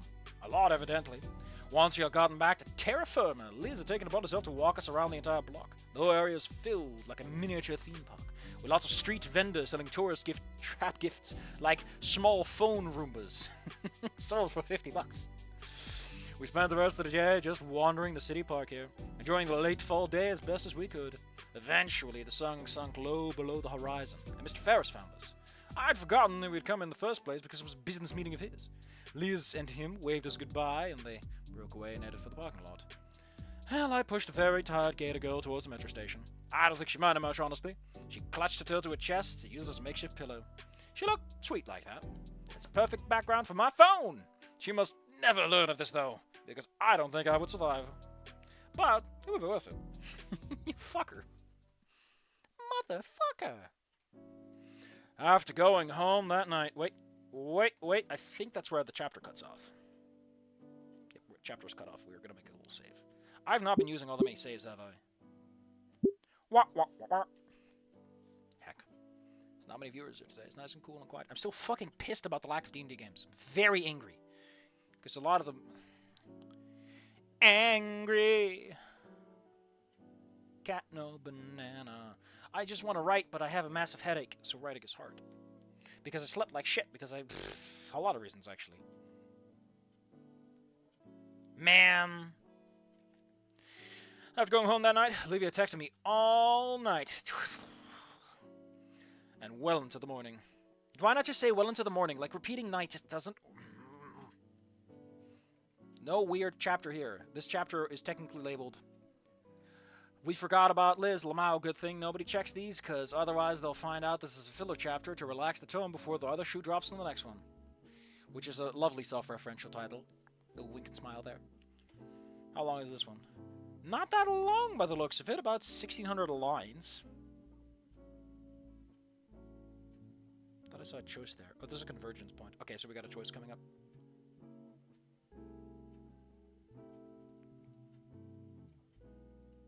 We ended up talking about all sorts of things. Mia, our art, various shows, and just about everything. Never seen her excited before. For someone with short hands, she sure types fast. Probably a different kind of hand motion. And for someone that doesn't like talking much, she sure types a lot. I certainly can't keep up. And when she didn't want to talk, she sent more doodles and sketches. Sleep wasn't really an option on my end either. The Guts doodle ventures were quite entertaining to read. Since then, we've been texting more every night. Not as much, since I do need my sleep. Nerd. Wasn't Trigger mentioned a bit ago? Hold on. He said put in the marking for... There you go. We'll keep the chat history for later this chapter. Oh, Olivia chat ephemeral false. Not much, it's doing in my sleep. But right now, I'm just waiting for art class to end. Mr. Trigham's class is apparently one of the substitutes that demands complete silence until the class is over, but doesn't care much beyond that. So even though I'm sitting about 2 feet away from Olivia, we're having to text each other. She's quite the storyteller with these doodles. And like right now, as I try to keep up with the Tale of Guts writing what is it writing again? He's piloting the main golem from the Gundam fin. A giant robot for one of the shows he's been wanting us to watch together. I mean, we would. I mean, I totally want to. Just Olivia and I, sitting side by side on my couch. Maybe we're getting tired, we start leaning against each other. Then I get high up on lean and imagine I'm in a different video game. I could even have to keep it. Whoops. Catching my phone on the precipice of my desk, I see that Olivia sent a more detailed version of the previous Guts drawing.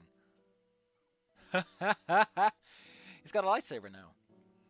And this is why, for how dumb as it is, Finn is still fun to watch. I love how everything's a little blurry. I don't get it. You almost didn't get your phone just now. If you'd watch it, you would. Ha! Angry. Rat no banana. I'm not gonna have like the little clicky thing too. Oh.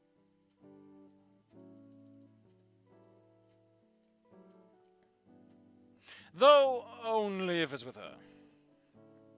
One day, yes. Oh crap, teacher. Don't want to lose my phone. Okay. Miss Trigham does not have an arc.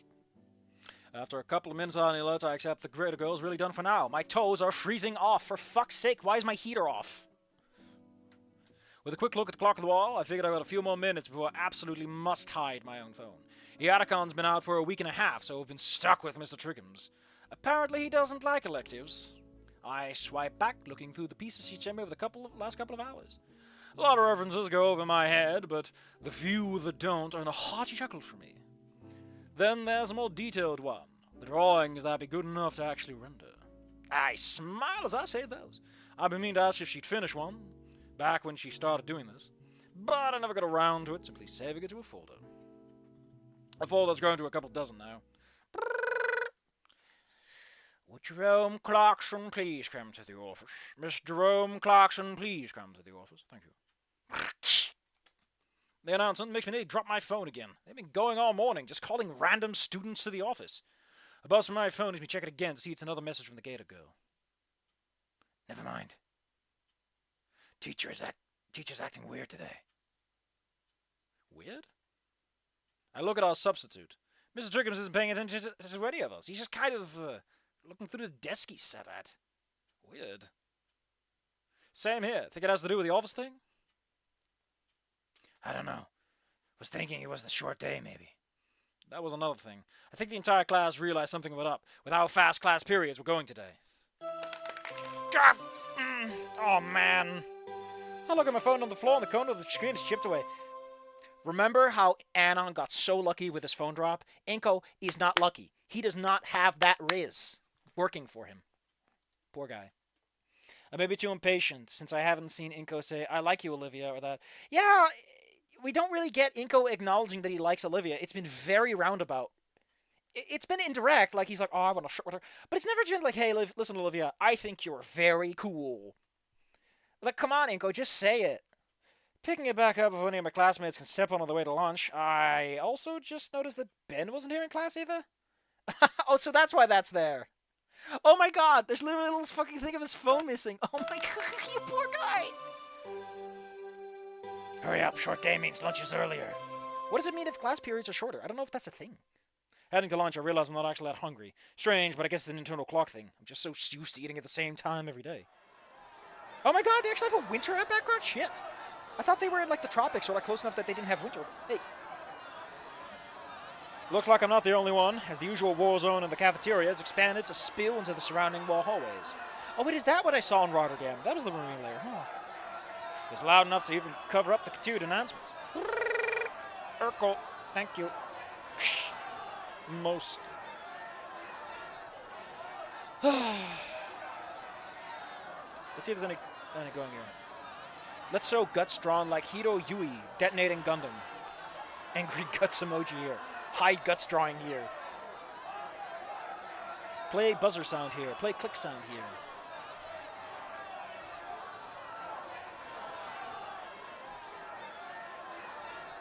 Fix pause here so the dialogue starts playing immediately when Olivia moves, but Liz only hops when she gets hit. I've gotten pretty good at whizzing through the clouds of chaos, relatively unscathed. But man, these guys have way too much energy. What are they fighting about? But as always, the table in the back is left alone. What the What is that? What is that? Damian is chattering loudly about his day so far at Olivia, who was occasionally poking Liz across the table with a toy claw hand. Liz flails her arms around to shoo away the offending pull, but never bothers to crane her neck down from the rafters. Oh, that's adorable. I probably shouldn't be confused here, but here I am. Who is she? Olivia? I feel like this should directly state Olivia's name, since the last time Liz's name was only mentioned.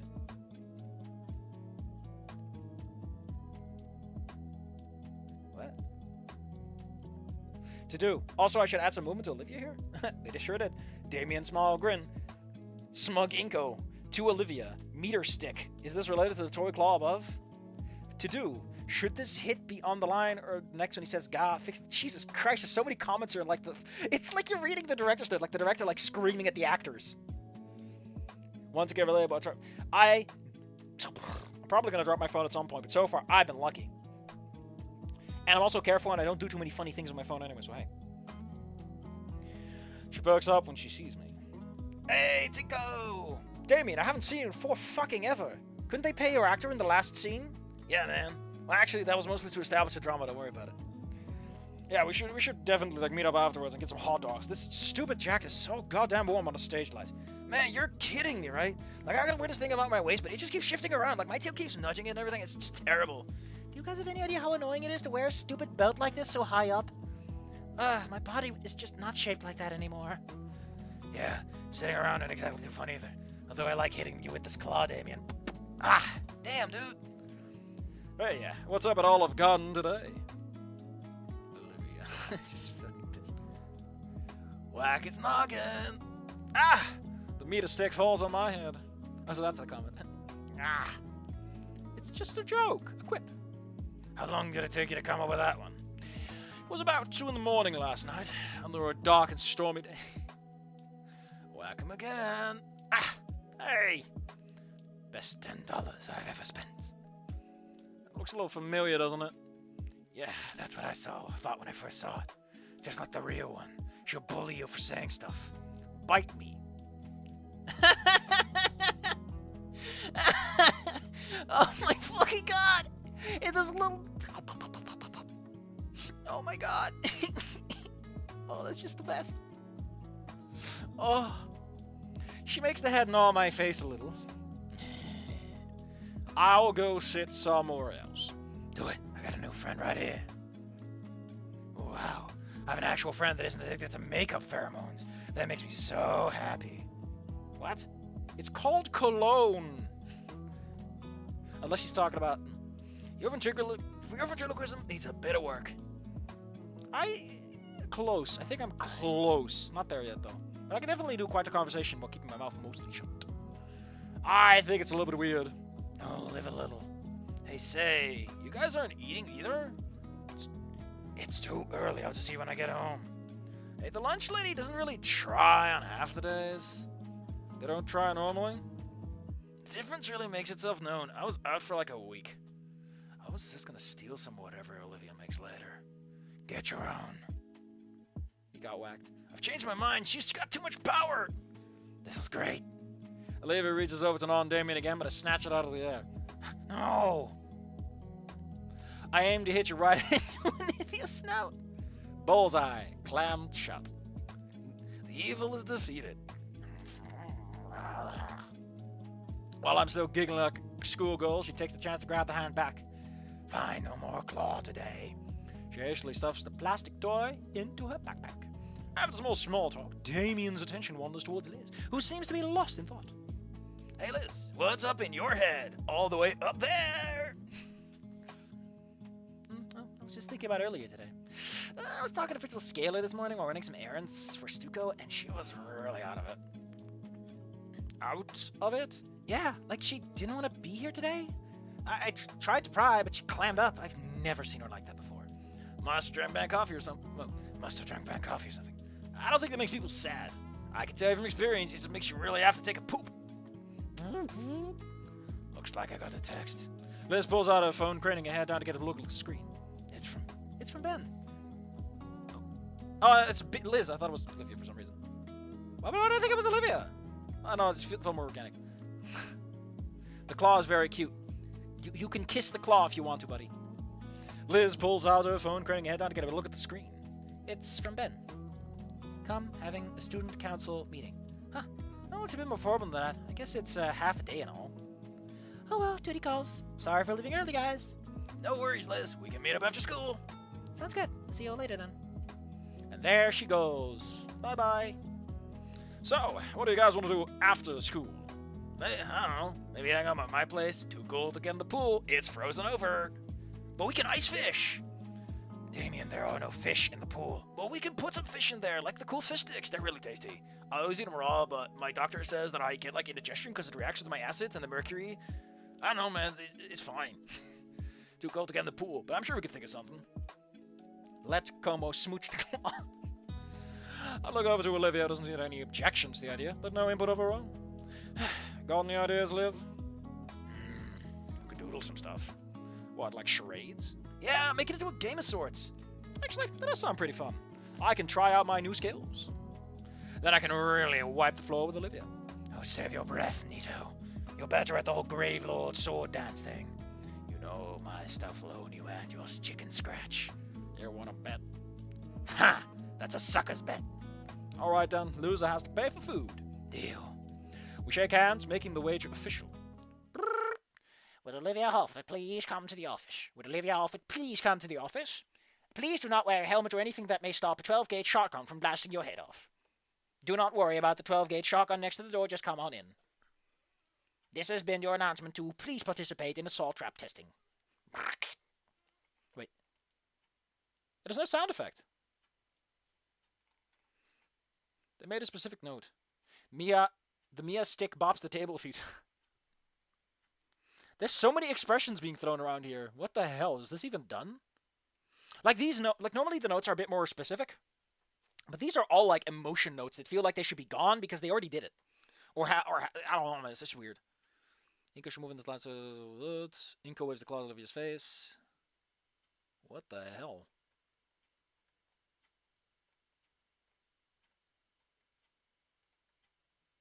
I like how it says unknown. That's apparently what they use for these. Yeah, there's no sound effect for this. How quaint. The monotone voice of the intercom, combined with the strange atmosphere of the school, is starting to unnerve me. Como, please, can you give me like the Half-Life 1 voice clip of the intercom going like, would Inco please report for extermination? Like it shifts between the normal Half-Life Black Mesa voice and the military one that's like super evil.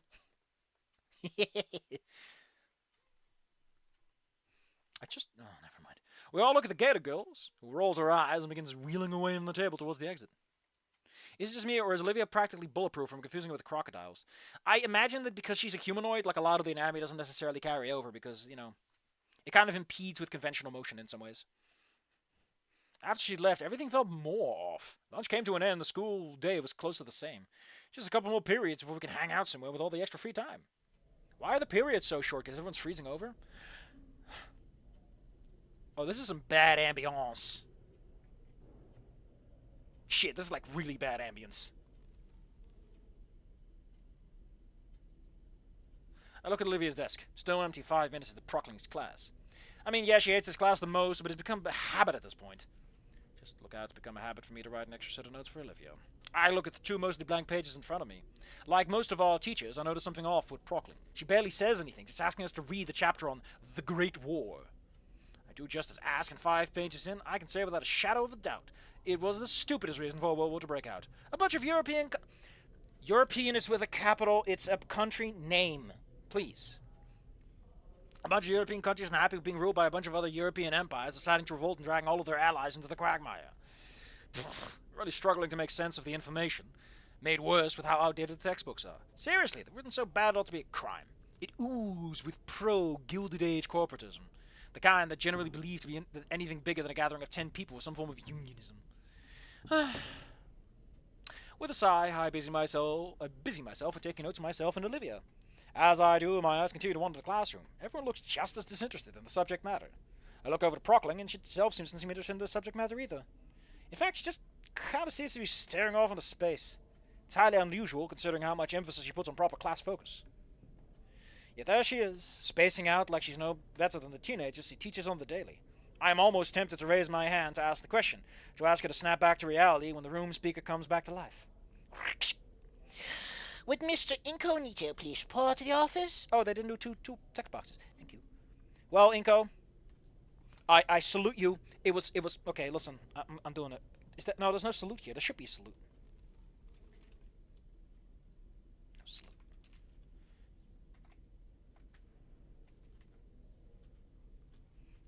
Let us all salute Inco for his brave sacrifice. The man, the myth, the legend will now die. Well, it was a nice game, but it lasted. I look up at Miss Prockling. I got called, but she's still the arbiter on who lives her class and when. We haven't seen Solly at all. Like, Solly had this pseudo-mentor role early in the story. He's just gone. Like, a lot of characters have vanished, in a way, if that makes sense. It's really weird. Someone actually mentioned that, like, Solly gets, like, a lot of importance, and then he kind of doesn't do anything. It feels weirder right now. However, I know what's happening and what's going on, and that's partially because I got spoiled, and partially because I have experience with this, and we'll talk about that when we get there. Oh my god, Como sent me the fucking Half-Life thing? You were allowed to improvise the lines, you know. Oh, he sent me the fucking website.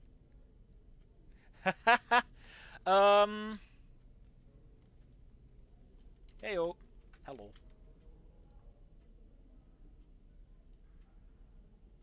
Hello? Hello? Hello.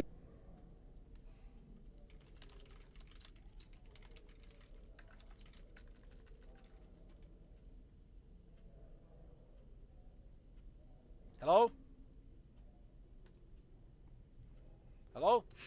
This doesn't seem to work too well, or maybe it's my miscellaneous. Oh, there's like little buzzes.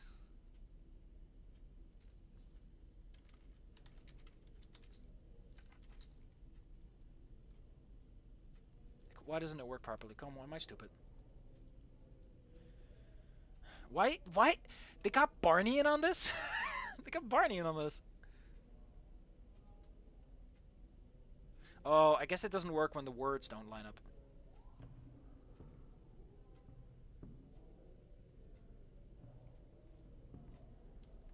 Hold on, I gotta figure something out with that.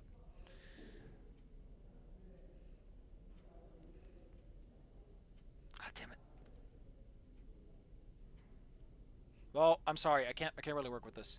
I need to pick words from the dictionary, god damn it! I don't know how to make this work. This is too much work right now for me. I'm trying to stream. But she doesn't meet my eyes at all. If anything, it looks like she's actively trying to avoid eye contact. I pack my things and shuffle out of the classroom, all while the stares and murmurs of the industrial students grow more intense. This happened to everyone, you dipshit. My mind immediately begins to wonder, why am I being summoned to the office? They sure are calling up a lot of people. Maybe it's related to 2 weeks ago. The only thing keeping me company on my watch at the principal's office is the sound of rubber soles on tile. They must spend a fortune polishing these. It's the storm. It cleaned it all for them. It's not long before I notice another pair of footsteps coming from somewhere ahead of me. I squint my eyes and quickly recognize the figure that approaches. It's Ben. I guess the student council wrapped up their meeting. There's no sign of Liz anywhere. As the parasol makes his way closer, I notice he has a complicated expression on his face. Hey Ben, what's going on?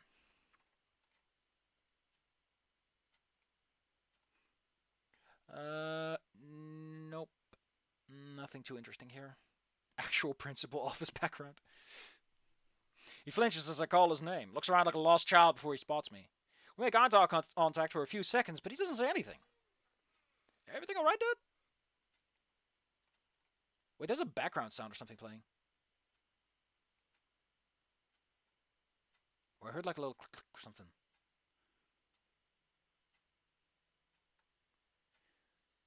No, I'm just imagining things, I think.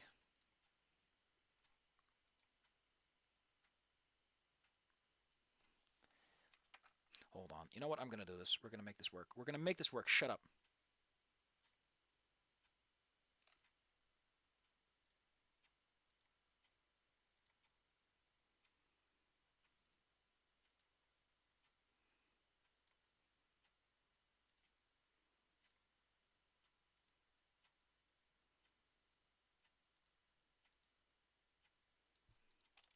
Please report to the head officer. And now we switch to the other guy. No, that's the HEV. Soldier? Soldier. No, that's a soldier. I thought the one of the speakers would be the other one. Oh well. I guess I'm stupid. Hold on, we're almost there. Oh, that's weird. There's a lot, but there's no 4, like proper 4.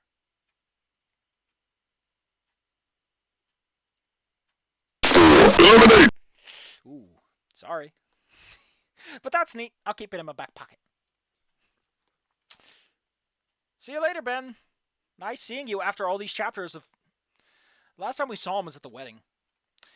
Suddenly, he turns away and continues down the hall. A sinking feeling takes a hold of my chest. I'm just trying to speed up and stop him, but I can't think of anything to say. I guess I better get going. What the fuck is this? Get a load of that cat. Get a load of that cat. Get a load of that cool statue, though. He's got a little hat. That's a lot of books you drew, buddy. I love how you can see that he copy-pasted-ish the bottom 2 rows. That's just lazy. You lazy silly pants. After another solid minute of walking, I reach the door to the principal's office and I find it wide open. Come in. I step into the office and close the door behind me, following the sound of the deep voice. Oh, shit! I thought we were going to see Scalar seeing... Ooh. Ferris is not good news. I realize now that I've never seen the interior of the office before. It's fairly standard for an office. Long wooden desk, filing cabinet, a few potted plants, and a couple of shelves for storing all sorts of things. However, on closer inspections, I know there's a few things that look a little more disheveled than I expected. Manila folders are strewn across the desk, and one of the filing cabinet drawers hangs open. And the potted plants are either overwatered or wilting. Is this really Scalar's office? Mr. Nito. My attention is suddenly pulled away to the hulking figure sitting behind the desk. I can only imagine what that office chair is going through right now. Sir, is everything all right? Have a seat, please. Yeah, I did use 4 instead. I'm very intelligent, thank you, Como. He motions to a small plastic chair at my side. Great. How have you been, Inco? Oh, shit! We get a CG for this? Oh, no. Oh, no. Oh, man. Oh, God, I love how the music is exactly what I know it's about. Ooh. Okay, sorry. It's time for my serious face. I obliged his request, taking the seat and trying to suppress my anxiety. I think I'm doing well. He nods to himself, holding his eyes closed. That's good to hear. The whale looks down at an open folder on his desk, taking a moment to look over some kind of document. I have news for you regarding your instructor for AP, Art, Design, and Photography. You remember Mr. Yadakan? Yes, Mr. Yadakan. A fine teacher, if the student surveys or anything to go by. He also spoke quite highly of you. Do you have a strong relationship with him? Yes, I like to imagine I do. Did something happen? My heart drops as Mr. Ferris's brow lowers ever so slightly. Suddenly, his tone completely shifts into one more clinical. Over the last few years, Mr. Yadakan has been suffering from a rare form of chondrosarcoma that originated in his vertebrae. His tone is heavy. I don't know what ailment he just named. He just named it like he should spit on the... His tone is quite heavy. I don't know what kind of ailment he just named, like he should spit on the doctors for discovering it. But the practice maneuvers and worn-out features are undeniable. He's by no means a fragile man, but the tiredness he tries to hide is barely concealed. Every student he's broken the news to has taken something more from him. Tensing himself slightly to be as tactful as he can, the attempted reverence is lost as he recites the scripted lines, a few times too many already. He can't muster much more than this flat recitation. This analysis means nothing. I'm just distracting myself from the reality of the situation, as if prolonging the confirmation will keep it from happening. Mr. Ferris notices my subtle confusion, and the fact that I'm very often quite distracted, and clarifies that, like he must have done a few times already. Bone cancer. Mr. Yadakon was well advised by medical professionals about the treatment options available to him, and the district offered him a general medical leave in recognition of his tenure here at St. Hammond. You turned both of these down. The cacophony of thoughts swirling in my head make it nearly impossible to think. Impossible to focus on anything. Right now, all I can do is revel in it. Time passes. I'm not sure how much, but I can't come to grip with my own mind. Mr. Ferris is calmly waiting for me to say something, but I can tell he's becoming uncomfortable. There's only one thing I can muster the will to ask. Why? The will grimaces. I wish I had an answer. His inflection tells his own questioning thoughts. The exchange seems to give Ferris the energy to continue, however. On Sunday, Mr. Yadakon was hospitalized due to complications with his illness. He passed away the following morning. Olivia was called here before me. Counseling will be available to you and anyone else affected. Hey, do you know where Olivia went? She didn't say. I'd like to go now, Mr. Ferris. Yes, feel free. I stand up from the plastic chair, pushing it closer to the principal's desk. Offering one last nod to the superintendent, let myself out of the office. As soon as the door clicks shut, I start running. Shit, where would you go? The studio room, maybe. The best lead I have. Thanks to all the gym classes, I'll have no trouble getting there quickly. My new destination takes me up the main staircase of the school and onto the second floor. It's not long before I'm staring down the hallway of Mr. Yadakon's classroom. A brief sigh of relief as I spot Olivia in front of the door. God, what do I even say to her? My thoughts come crashing to a halt as I see another dinosaur beside her, gesturing maniacally. Manically. Ben? From an outsider view, it looks like Ben is trying to talk her into something. But there's such a stark difference between their moods. I suppose Ben is mourning too, but maybe he's just handling it differently? And that is the plan I have in mind. What do you think? Olivia? Yeah. Okay. Olivia's response came off weak and unfocused. Like she wasn't talking to Ben at all. Can I count on you to be part of it? Sure. I remain obscured from view. This doesn't feel like a conversation I should intrude upon. I'll just catch up to Olivia later. Honestly, I'm somewhat surprised Ben is talking to her. No. Maybe that Olivia is listening to Ben, but those differences are being put aside. For once, our priorities aligned. I thought I'd find Olivia too. I wonder. He had a kind of been a mentor to each of us. Like, he'd always been around to help us, but now, all the little things that make you anxious or aggravated are gone in an instant. All this stuff is reality. Why bother with this dramatic garbage? If now's not the time to be brought together, then when? I'm thinking too much. My hands are shivering, and something in my heart threatens to fall apart, but not now. Her voice was too quiet for me to hear, but whatever she said wasn't what Ben wanted to hear. Olivia, I need to know that you're with me on this. Yeah. Olivia. Ben re-kneels right next to Olivia's chair, putting the two at eye level, though she keeps her eyes averted to the side. I need to know that you're in this fully. There's a strange panic in the parasol's voice. Please, Olivia, for him. Finally, after what felt like minutes, despite it only being 4 or 5 seconds, Olivia looks Ben back to his face and gives him a meek nod. I'm going to take that as a yes then. The Gator girl gives no other reply to Ben's words. The only sign that his words are registered in her mind were her hands subtly yet gently shaking, all while her claws dug ever deeper into her wheelchair's armrests. Her bulwark broke at last. Seeing the droplets from her eyes drives a searing pain through my chest. My instincts drove me forward beyond my common sense. I grip the blue boy's shoulder and pull him up. Ben. The parasol's eyes snap towards me. He makes eye contact with me, a depressive expression coating his face. Inco, what are you doing here? I wanted to see Olivia. Olivia's silver eyes finally lift. The pain reflected in them threatens to shatter my aching heart. Ben looks back at those morning eyes too, though his reflection seems the opposite of mine as a smile draws across his face. Inco, hear me out. I'm trying to organize a eulogy for Yadakan. You know, say our goodbyes to him. He deserves it at least. Olivia, me, and you, we helped us out so much, and... While the parasol rambles on, I turn my attention on Olivia. I push past Ben and take a knee next to Olivia, now an eye level with her. Ben finally stops talking. I can feel a stale bore into the back of my head. He wants an answer for what he was just talking about. Eulogy for Mr. Yadakan. It's so surreal to think about that. To think that I spoke to him only yesterday and now he's just gone. Eulogy. Yeah. That's the least we do for Yadagan, as his pupils. He deserves so much more, though. So much. Right, yes, Olivia is probably feeling what I'm feeling right now. This flight between reality and emotions.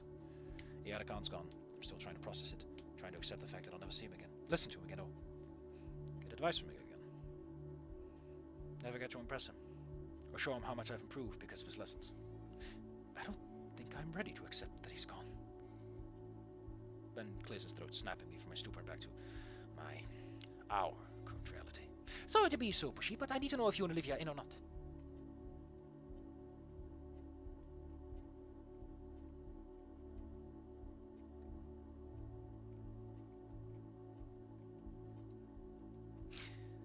Ben turns to Olivia as he says those words.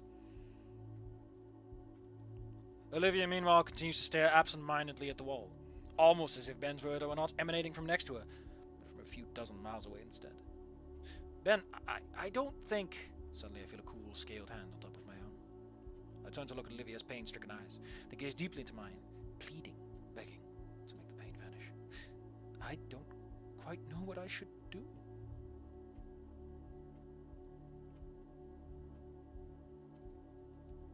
We're not ready to say goodbye. Can you give us some time, Ben? The student council president is taken aback by my words. But Olivia! His frustration with us seems to grow with each second. Ben, look, No! I turn fully to Ben with my hands raised defensively. Ben, listen. We need to do this. For Yadakan. For everyone who cared about him. For us. So why don't you help me? We want to, Ben, really. Can't you see that what you're asking for is way too soon? Damn it, we just found out! His breathing is haggard now, his composure completely blown, and his own pain is painted across his face as he allows his glasses to slide away from his puffy red eyes. Just... Ben. Her voice is so soft and gentle. Her head turns back to me, her own pain still in her eyes, but also sympathy too. She looks forward and her words are more resolute. Ben, I understand. Terror-sore boy's breathing hitches. You're right, we should do this, and I will. I promise I will, but it's too soon. We all need time.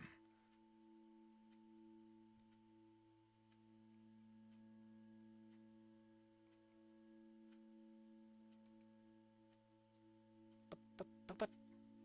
He clenches his teeth, followed by his fists. He takes a sharp, uneven breath, his glasses sliding off his face and right onto the floor. He's so agitated, so exasperated and devastated, he doesn't even seem to care. My free hand finds itself on my other friend's shoulder, forming a full link between us. Olivia reaches down and picks up the prescription glasses, using her sleeve to smudge them clean-ish. Ben struggles, his already broken composure fracturing further. His hands shake as he accepts the proffered eyewear from Olivia, having great difficulty setting them back on straight. When he can finally look up from the floor, his eyes are even more raw with fresh pain. You promise? Olivia nods with a quivering question, her own lips starting to shake as well. Yes, but for now Ben finally gets it, and his emotional dam is near bursting. Yes, you're right, sorry. Ben walks to me and pats me on the shoulder. With a final solemn look at Olivia and a nod towards me, he walks out of the classroom and leaves Olivia and I alone. As the door clicks closed behind me, I hear Olivia take a sharp and shuddery breath before turning to look at me. Her eyes are glossy and puffy on the edges, trails of tears down her cheeks, and her expression is of someone who doesn't want to believe that it's true, but knows deep down it is. I look at her. A few of my emotions come back twice as hard. No, I need to be strong for her, damn it. Olivia, I try to find the proper words to say something to her. Anything that would give her any sense of comfort to ease her pain. But my throat tightens. Someone has a hand around my neck. I don't even notice them crying until my vision becomes blurred with tears. Without thinking, I wrap my arms around the baryonyx and pull her into a hug. Olivia seemed shocked at first, frozen by my reaction. But then I feel a pair of arms wrap around me, hands clutching at my jacket. Olivia begins to softly sob into my shoulder.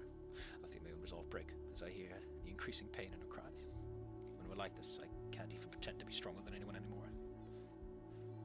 Maybe I could bear the pain of a Yadakan, but seeing Olivia like this, I hold on tighter. I don't want to let her go. Suddenly, she mumbles something into my shoulder. What was that? We pull apart and look over Olivia. Her sunken face is covered in splotches and trails of wet, dry tears. She's hyperventilating and looks an absolute mess right now. Despite this, her eyes of fear as unlikely as they meet mine. I need to do something. Right now? She doesn't respond, hurriedly rolling down the hall towards the elevator. Where would she... The fountain. The only place she could be going. I step forward to follow her, but stop. No matter what I try, I can't continue. This is Olivia's promise, not mine. I have no right to intrude on it like that. My hesitancy robbed me of any choice in the matter, and she went alone. A fucking idiot. Alone? This freezing weather? While she's going through all this? What the hell was I thinking? I stopped my silent march through the halls, out the building and into the frozen wilderness. It's so cold out. Freshly starting to snow. The world just feels so much smaller, muted, colorless. Now's not the time. I must find Olivia. As thin tire tracks and thinly laid snow, pathing out down the sidewalk. I must follow them. The path is serene. The falling flecks of white make me feel like one of Olivia's landscapes. The fountain must be just around the corner. Oh, God. I should have gone with her. Of course, the fountain is accessible only with stairs. The steps are tall and coated in a thin layer of ice. It's a death trap. Something rolls down and bumps my shoes. It's one of Olivia's hand... My face flashes with heat. My blood runs cold. Oh, God, I can't lose 2 people today, please. I pull myself to look up. 8 steps up. Olivia's chair is toppled over on its back. Seat ripped. Wheels spread. It's unrecoverable. Olivia is 2 steps further, halfway onto the next ledge. Her arms reach up for the next one. Olivia stops and slowly looks back. It's a look of shock and humiliation at being seen like this. She turns back and starts pulling herself up to the next step. Damn it, Olivia. I take a step up and catch myself. It's a wonder she even got this far. But I find my balance and start marching towards her. Her arm slips on the ledge and she falls back. I got her in my arms from behind. I didn't make it. She looks up at me, eyes still filled with tears. I carefully set her down on one of the steps. She hides her face in her palms. I failed the Yadakan. She chokes back a sob. Just a stupid fuck up. Fucking chair. Then continues to weep. I sit there, stare for a moment, trying to figure out what to do. Really haven't been in a situation like this. Poor girl's shaking. Rather from the cold or situation, I don't know. Instinctively, I wrap my arm around her and pull her close to me. Her body shifts accordingly. We end up in an embrace. The sobbing calms down to occasional hiccups, and her body is no longer sapping heat from me either. I'm sorry, Inco. Sorry for what? Everything. Being an asshole, being a failure, making you waste your time, and I'm just awful. Don't say that. I love you. That's what I wanted to say, but now is not the time. I'm your friend, you know that. I'm here for you the same way you were here for me. Olivia breaks away from our hug. Her face is tear-stained, but she isn't crying anymore. She's looking down at a wheelchair. Do you have a spare at home? No. I stand up, look at the chairs, towards the fountain, then back at Olivia. I can call Liz if you want. She can pick us up after we're done. We can worry about your chair then. You're not a failure, Olivia. We're getting you up to that fountain. I reach my hand down towards her.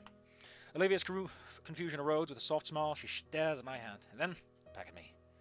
Come lower. Let me grab your shoulder. I've done this a few times before. I lean in closer, and she pivots best she can. Once more, she uses her tail and an anchor in place of her legs. It's holding her up pretty well. Never considered it, but that tail must be pretty muscular. Let's go. I want to make Yadakan proud. I climb up to the next step, planting my foot on solid ground. Olivia waits for me to stop before quickly moving her tail up to the next step as well. Sort of like we're each other's leg. Simple enough. It only now occurs to me how close we are right now. And by close, I mean I'm practically cradling her against my side. Up another step. And eventually, and make it to the top. I manage to shuffle to the fountain. You can just put me down right here. Alright. I gently lower Olivia down and place her on the lip of the fountain. There's just enough space for her to sit on the ledge, with one leg resting on top and the other one hanging off. She looks into the still water for contemplation. My eyes follow hers, focusing in on the coins that have settled at the bottom of the fountain, though it's hard to see through the opaque ice. I stuff my hands in my pockets for warmth, feeling the skin of my knuckles start to split already. My fingers trace over the quartz I normally use for lunchtime drinks. A powerful sneeze draws me away from my meandering thoughts to see the Gator go quiver on the cold concrete seat. Damn it. Her jaws clenched tight, baring the sharp teeth to the world. Her nostrils flare with each of her breaths, the hard air creating a puff of visible mist. Her eyes are filled to the brim with fierce rage and salty tears. Let's break the silence between us. Ask for her thoughts. She's deep within them, though. Raging within her own mind.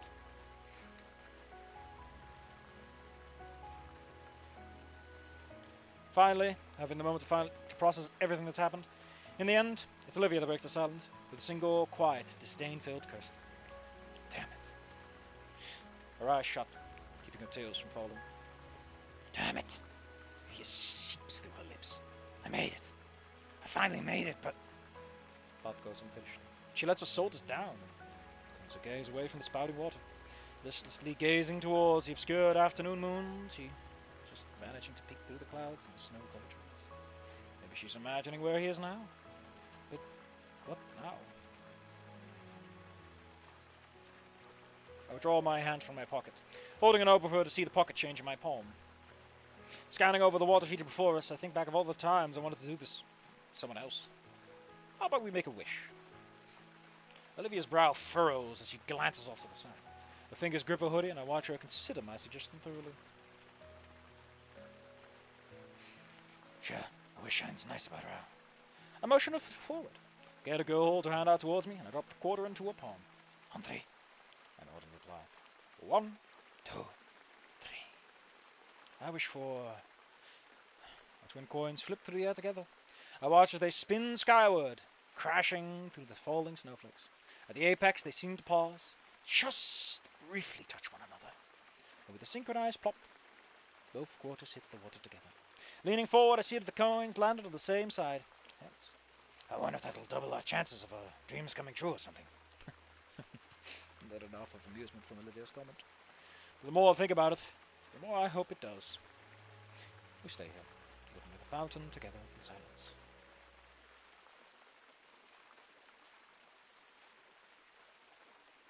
For a moment, it feels though time has stopped around us. Just me and Olivia experiencing the moment together. It almost makes me forget what just transpired. What we're dealing with. What kind of future the two of us were looking at. For this moment, though, none of those dreadful thoughts mattered. What matters right now is finding a small bit of peace, of solace. A little bit of calm before the storm that's inevitably coming. A harsh wind chill finally brings Olivia out of her thoughts. Hey, sorry for being super distant earlier. You don't have to apologize for that, Olivia. Everyone goes through these sorts of things differently. I know, but I feel bad. I know I'm not the only one that's sad that Iadacon's gone, but... The pause makes me stop and turn around to face her. I can see it in her face that she's trying to form the right words. Iadacon was the first person who I felt was a role model to me. He didn't just believe in me. He made me believe in myself. Not just for my art, but for being able to succeed in general. I know that Iadacon meant a lot to her, but I never realized he just meant that much to her. More than anything, he actually cared about me. About my thoughts and dreams. Olivia's lips tremble as she struggles to voice the thought. Normal. Made me feel normal.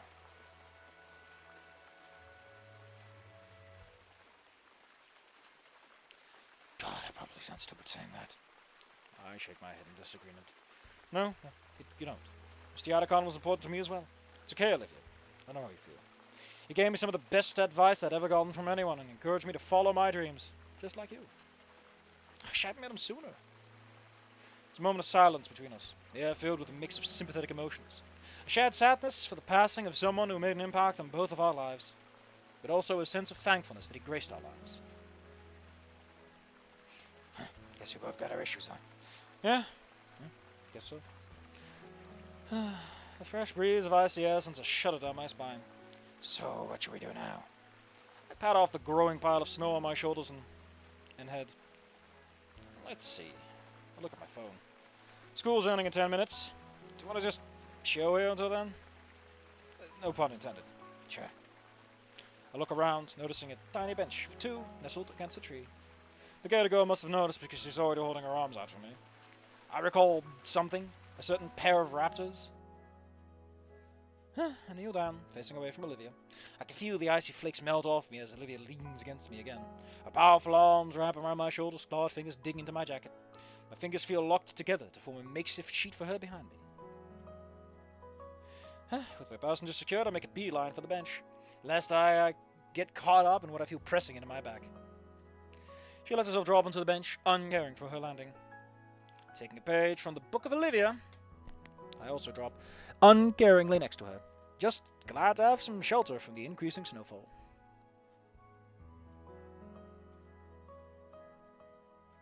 So here we are. Well, mission accomplished for Olivia. Now what? My curiosity compels me to ask her something. If you don't mind me asking, what'd you wish for? I don't think you can tell someone what you wished for, or else it will come true. Superstitious side of myself tells me that she has a fair point, so I decide not to push her any further on it. I'm just curious, that's all. Look at you relaxing in the comfortable silence. I mean, I don't mind telling you if you tell me yours. Guess it's only fair. What did I wish for just now? It's hard to put into words. Not something specific. Rather a feeling I keep coming back to. Back before I came to this school, I would have wished for more friends, or a successful future, or to take back something embarrassing from the past, but now that I think about it, I didn't need to make a wish. That's too vague. I know, but I don't know how else to put it. Come on, at least try. My best memories from the past few months, this. This? Being outside in the freezing cold? No, not that. What do you mean, then? I struggle to find the words without making myself sound stupid. You know, we fire out a lot together, but it's not often that it's just the two of us. Just us? Yeah, it doesn't happen just a lot. I just wish it was like that more often. Baryonyx's wires go wide. Shoot! Maybe that came across a little too weird. I mean, I just want to get closer to you, you know? I watched the beginnings of a blush begin to form on her cheeks. Wait. I don't mean it like that. I want to get to know you better. She glances away, laughing nervously as her tone changes drastically. Yeah, I understand totally. I breathe a silent sigh of relief. You want to know what I wished for? If you don't want to share, you don't have to. No, I asked yours. It's only right. I wish for, to know what I want to wish for. I glance across the bench towards her. I can't make sense of anything right now. I want today to be over, frozen. It never have happened all at once. I want the air to come back, but I don't just want to replace him with someone else. It's too late to start all over again. She stops to wipe her eyes, but they're already dry. All I've ever wanted was to be someone he would be proud of. But it just feels impossible. She looks away. I ended up picking something lame. Sorry. What's that? Olivia's still looking away, so while I can hear her hesitation, I can't tell what she's thinking. I threw that coin, and out of everything racing in my mind, the one thought that stuck out the most was just... She chews on her lip in contemplation for a moment, and then she finally continues to her voice in a soft whisper. I want somebody I could trust. I feel my face heat up from her words and her tone. Even with her head turns, I notice a red flush creeping over Olivia's face too. Well, that's subtle. I instinctively jerk my head the other direction. Shoot, what do I do now? Both sitting motionless, neither daring to say another word. If I listen closely, I can hear a heartbeat from here. Probably hear mine as well. Don't even notice the cold anymore. Maybe we can just stay like this for a few weeks. No, don't be ridiculous. You need to tell her how you feel. I clear my throat, searching for the words that wouldn't come. She just wanted someone who she could trust, but... I mean, you could trust me? He's shuffling from Olivia. Damn it, I can't forget the words that turn my head towards her. I feel my neck like a rusted hinge as I try to disobey my body and look at her through my periphery. Do you trust me? Despite my words, she nods her head vigorously, blush growing dangerously bright. Well, I shift my body towards her on the bench. I trust you too. Suddenly, she shakes her head a bit to bring herself back to reality. Maybe I can be honest with you, then. You're silly, and you're ridiculous. Maybe a little over-optimistic. You're thoughtful and adventurous. and you're so willing just to take me with you. You don't treat me any different if it's a stupid thing. She lightly hits the armrest on the bench. I guess I stopped noticing it at some point. I mean, yeah, obviously, you're like... so many words dance on the tip of my tongue. Like... My brain are at a standstill, one just wanting to blurt out whatever, the other just keeps it all in. Disseminates it in a thoughtful manner. What comes out is... a furious snort from the lip of the Gator girl's nose, followed by the peals of laughter. Out of embarrassment, I cover my face with my hands. The hell was that? I curse my nerves as I try to protest her with continued guttural guffaws. Come on, Olivia, I'm really trying. The snowflakes that still manage to land on me melt away from the extreme heat radiating from my entire head. Olivia acquiesces, though, drawing back into just a very smug grin. Okay, take 2, Inco. My head's temperature finally drops from the coldest sun to a more manageable volcano. Thanks, shirk. Seeing that small quirk of her own lips, I can't help but... well, I can't stop a smile from growing on my face. I guess, be honest with her and yourself. Honest. At the very start, I thought you were just out of it. What? You almost ran me over in the hallway. She frowns and looks away. Sorry. And then you tried to get my seat moved. Sorry. And the claw thing today? Sorry about that. I figured. You used to be so hard to talk to. I felt awkward every time I'd even try. Like, thank her up to Jesus for Damian and Liz, because otherwise I wouldn't have gotten to know the real you. Olivia rings her clawed fingers together. What do you think of the real me? She is easily the most caring person I've ever known. I mean, yeah, she could be a little selfish. Ed doesn't think ahead sometimes. But when she cares for something, she just has to do everything she possibly can for whatever it is. Is that what you think? Yeah, I think you're quite caring and passionate and what? And I know Mr. Yadakam saw that in you too. Olivia's eyes water at the mention of Arminta. Thank you, Inco. Now's the time, Inco. Just say it!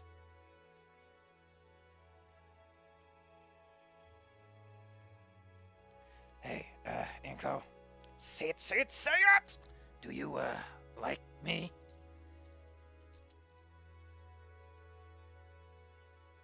Yes? Why does talking have to be so hard?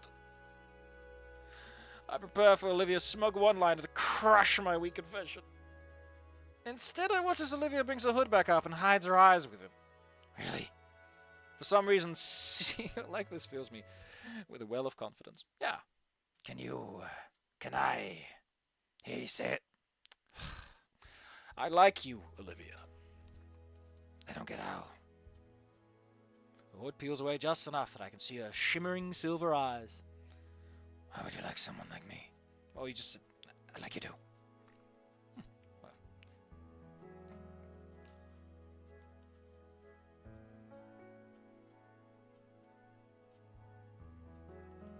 Olivia brings her legs to her chest, holding the limbs tightly to her. She brings her hoodie's hem over her legs, transforming herself into a crocodile-shaped igloo. An Olivia glue.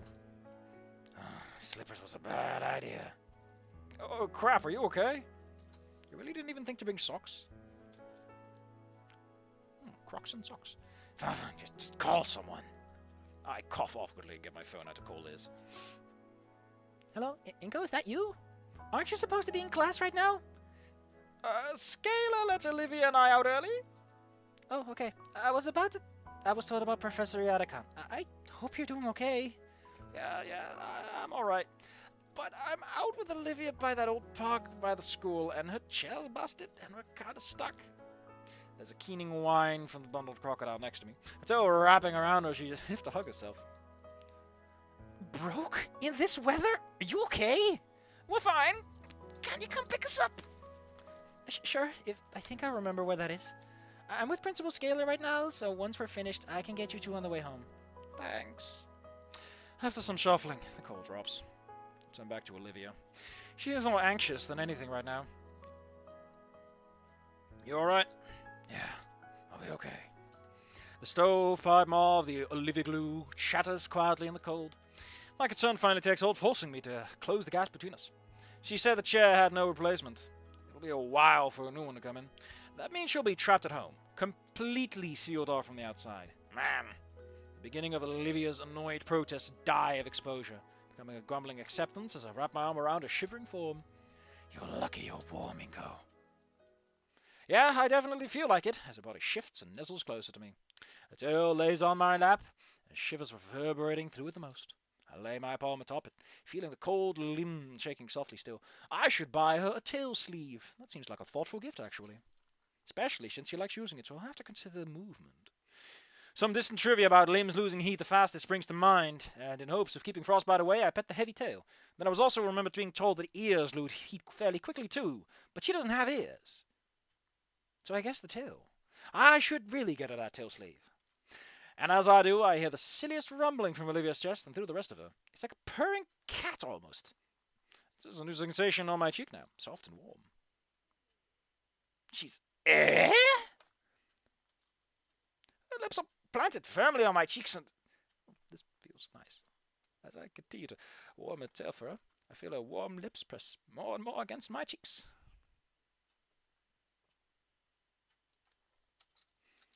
I don't know if kisses are supposed to go this long and be this wet. And now the lips are moving and pointy things are in there and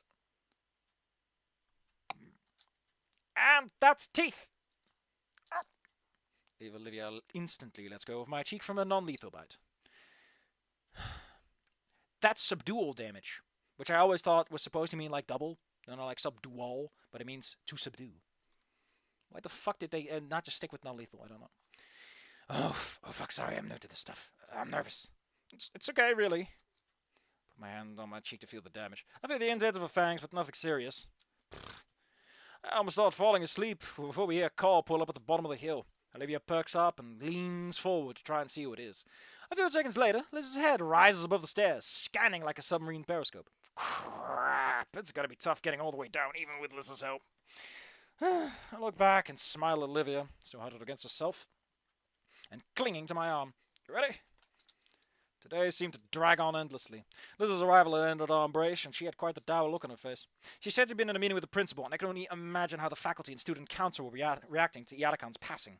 Her mood seemed to lift a little, at least, when she saw that Olivia and I both huddled together under a tree. Guess she was right about that double date after all. And thus she was cocky. Olivia's mood, on the other hand, plummeted. Probably from the way Liz and I had to carry her to the car. The ride to the Payne house would have been silent, save for Olivia's grumbling in embarrassment. I think I'd be in a similar mood too if I was treated like a sack of potatoes, but then again, how else were we supposed to carry her? I would suggest more leg workouts to Coach Solly. I should suggest more leg workouts to Coach Solly, just in case.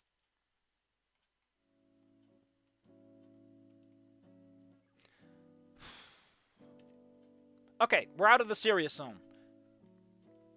Serious mode off. I'm now allowed to say butts pie again. And spider don't. What comments did I miss? Let's take a look-see. Ooh.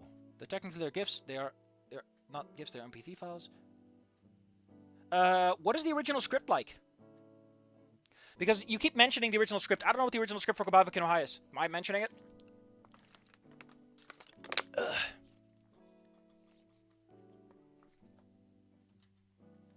Just make that go away. But yeah, I want to see if you got anything in the original script, I would love to see it. For Gobavic in Ohio. So we're out of serious mode. Let me just look up some serious mode examples that I can sound super sexy about it. We can no longer call them bowel shoes. We can't talk about tough glove. Don't even dare bringing up the stain Apro. Actually, we can bring up the stain Apro because we're out of it. The following items do not make sounds when eaten. Neat. Serious mode is such a neat little detail. It's a neat deet. Goes on the neat deet wiki, which will exist at some point and will probably just be a subsection of whatever wiki I get. It will subsume the rest of my wiki. Insert Ryan Gosling, damn it. Why does people keep bringing up Ryan Gosling? I know who he is. Like, Loki wish we had gotten the Goodbye Volcano High that was mainly sprite-based and small animated characters. Yes. Just Jesus fucking Christ, they shot themselves in the foot so hard with lip-syncing. Lip-syncing is an absurd jump in terms of effort. Nuts. Weirdest thing, reading from the script leaks. LNL might have been deeper at one point. What do you mean deeper? Okay, Como, what do you mean picking a 40-year chain smoker fur was the best decision? Why? Is it because I torture myself? Is it because I'm suffering? Or is it because the voice suits her because she does actually have like a sore throat the whole time? If I had a nickel for every story-heavy game featuring a gator in one of the main roles to release in February of 2024, I'd have 2 nickels. But I'm not beside this too. Jesus. It is a technicality, however. There it is, boys. Hey, Inco. Hey, Inco. You do know that I'm wanted in the other 49 states of the United States, huh? This is a Christian server. Don't say frick like an adult so that YouTube won't get mad. YouTube could leave. Fangs. Ah! But Safi is allowed to swear, Sag. I still don't know what Sag is. We're looking up Sag. We're looking up Sag. Urban Dictionary, don't fail me now. A Twitch emote that represents one's feelings on sad and depressing cause. Aww. Aww. I wonder what it looks like. Oh, no. Oh, so that's Sag. Oh, that's just so depressing. Aww.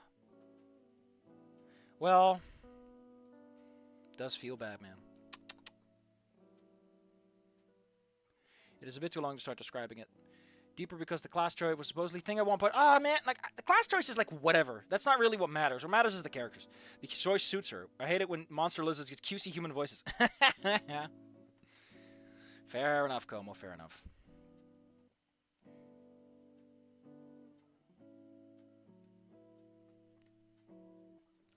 My back. The hell is this room you just posted, Como? What the fuck? Good old cheese. So, that was... I mentioned that I have experience with this. In high school, there may or may not have been a teacher that died as well, and he was one of those passionate teachers that really cared about his subject matter and spreading his own personal passion for it. Kind of came out of nowhere my senior year, too.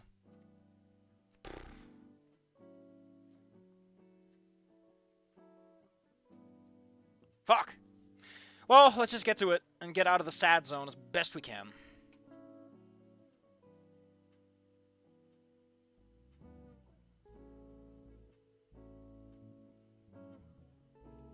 Oh, wow.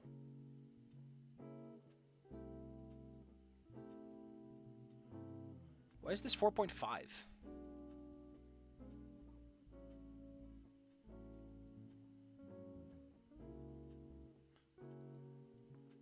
Why is that like a whole extra thing here? Olivia chest end. Olivia chest lighter. Olivia chest pins. Olivia chest balls. Oh, they're doing the thing that they did in Goodbye Volcano High.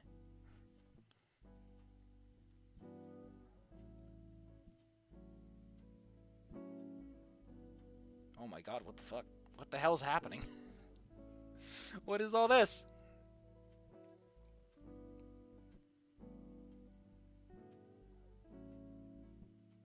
I want to see this leak, Cloaker. This sounds exciting, like something we can do on stream.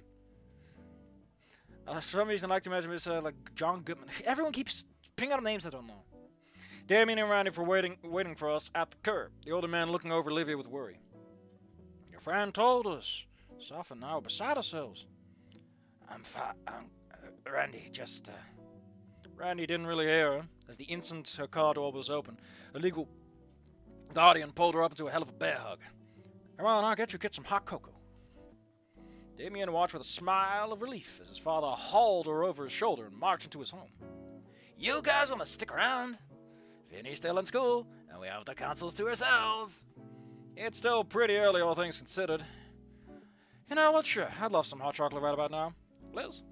I'd like to really, but the council still needs to prepare arrangements for Yatakan's, you know, maybe I'll come by after if I can. Alright, well if you do, I'll make sure there's some cocoa left. appreciate it. And with that, Liz drives down the street. Well, Ma, let's head inside before we turn to popsicles. Wear unripped pants and long sleeve shirts, my man. Oh my god, the background is actually, yeah, snow. Sitting on the well-worn couch, I noticed the distinct lack of a baryonyx. There's like a little gun over there. Pick it up and shoot him down when you got the chance. Where's Olivia? Randy chimes in from the kitchen, busying himself with an old-fashioned kettle. No, she wanted to rest out her bed for now, boys. Give her some time. No one can resist hot cocoa during weather like this, especially how I make it. Never had homebrewed hot chocolate, but if it's anything like his cooking, then it must be some good stuff. Some topics of the original script. No, that means I want to read it more. I have no limits on what I say on my stream, for the most part. As long as it's not my opinion. Just the explanation where I got the Barbie movie? What? After a few minutes, Randy comes out with a tray. Oh my god! We get the Vinny mug! Here you guys go. He passes around a few Christmas-themed mugs labeled with the family names. And leaves the last one atop a nearby drawer. Oh, it's Olivia, you know, the drawer. You're gonna have to be fitted for a bit. You cool with that? Yes. Thanks, Randy. And man, you look cold. We're out there for long? It's true, but now the snow on my jacket has melted and my clothes are chilly and soaked. Feel free to take a load off if you warm up. I'll be in my bedroom resting. Holler if you need anything else. He gives Damian a pat on the back and leaves. I guess that's all the budget they had for his actor. Man, they have a lot of makeup for those human actors, don't they? Yeah, it's kind of weird. It's kind of like blackface. But you know, I'm all about that racial segregation. And then a check flies into his hand. Like, man, you get paid so much for memes. It's awesome. What the hell? Yeah, I get paid like a few $100,000 every time I do that. I don't know why. It's really cool, though. Can you stop winking and smiling at the camera, though? Nah. The mug is hot at the touch, but it's a welcoming feeling to warm up to with my icy fingers.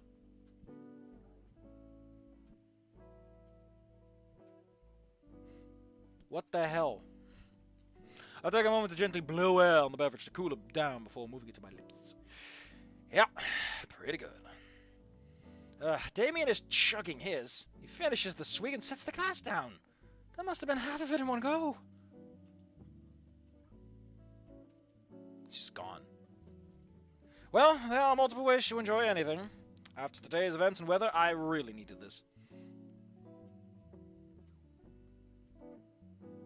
Mainly just pronouns being wrong for characters. Another sip. It's really helping me warm up. I hadn't noticed how cold I was. Hey, Vinny. Yeah? You good? I'm holding it together, yeah. Just a bit scattered. I don't blame you. Hey, Pops doesn't want you venturing back out into the tunnel out there.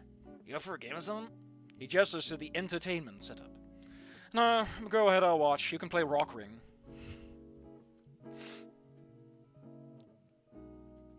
Damian thinks for a second. The few gears in his head turning in a conflict. Really, I don't mind. Alright, I'll get it set up. Damian sets his game up, searching several mismatched cases for the right CD and giving the screen a good thump to get it to work properly. Grabbing a controller, he turns on the Xrox One and selects something called Rock Ring ODHG. Orbital drop? But what's the HG? And settles deep into the groove in the couch. This is my favorite in the series. After a minute or two of gathering in a full lobby, the Dilophosaurus Spinodino picks his class and begins his virtual rampage. Only a minute in, he still manages to get the first kill. I'm just a bit burned out for the day. Getting pretty tired, actually. Hey, Inco. Yeah. Olivia didn't come back with a wheelchair. Did something happen? Yeah. She isn't taking Yadakon's passing well. Man, I'm glad you were there for her. My eyes remain on the screen, lost in the vibrant violence as some in-game announcer proclaims Damian's digital massacre. Look at his face. On his part, Damian's frill wavered like crazy, and it looked as if his arms also wanted to wave in victory. You want to talk about it? I don't want to take up your time, Damian. Orbital drop hunter-gatherer. And now Safi has the link. I've been sent the link via clandestine means that are not for your eyes. Actually, someone else also sent me a message, apparently. Oh, that's just Cloaker. Shh. It's a secret. It's a secret. Hello, we are the same people who brought you the original reconstruction. Okay, so I got a question. So, what exactly is this? What am I looking at, buddy? Also, don't mind me. Don't mind me. I'm just gonna see if I can. Just gonna make a copy on my drive. Just gonna make a little bitty copy on my drive. Seems quite probable states how many doubts. Okay, note all from issue series of recapitulations through media left by dead, social media. Okay, so they're okay. Oh, we cordially request don't harass them. You gotcha. For the purpose of compilation, the study of personal informative quality, no criticism made of the work presented. Nor okay. Okay, so I think what you're talking about is that they took everything that happened and they were like, let's see if we can reconstruct what the original plan was, right? Like, they basically tried to reverse engineer what happened, like a blood splatter analysis. Oh, they even went through old demo. Okay, wow. Do you guys want to do this for like 30 minutes?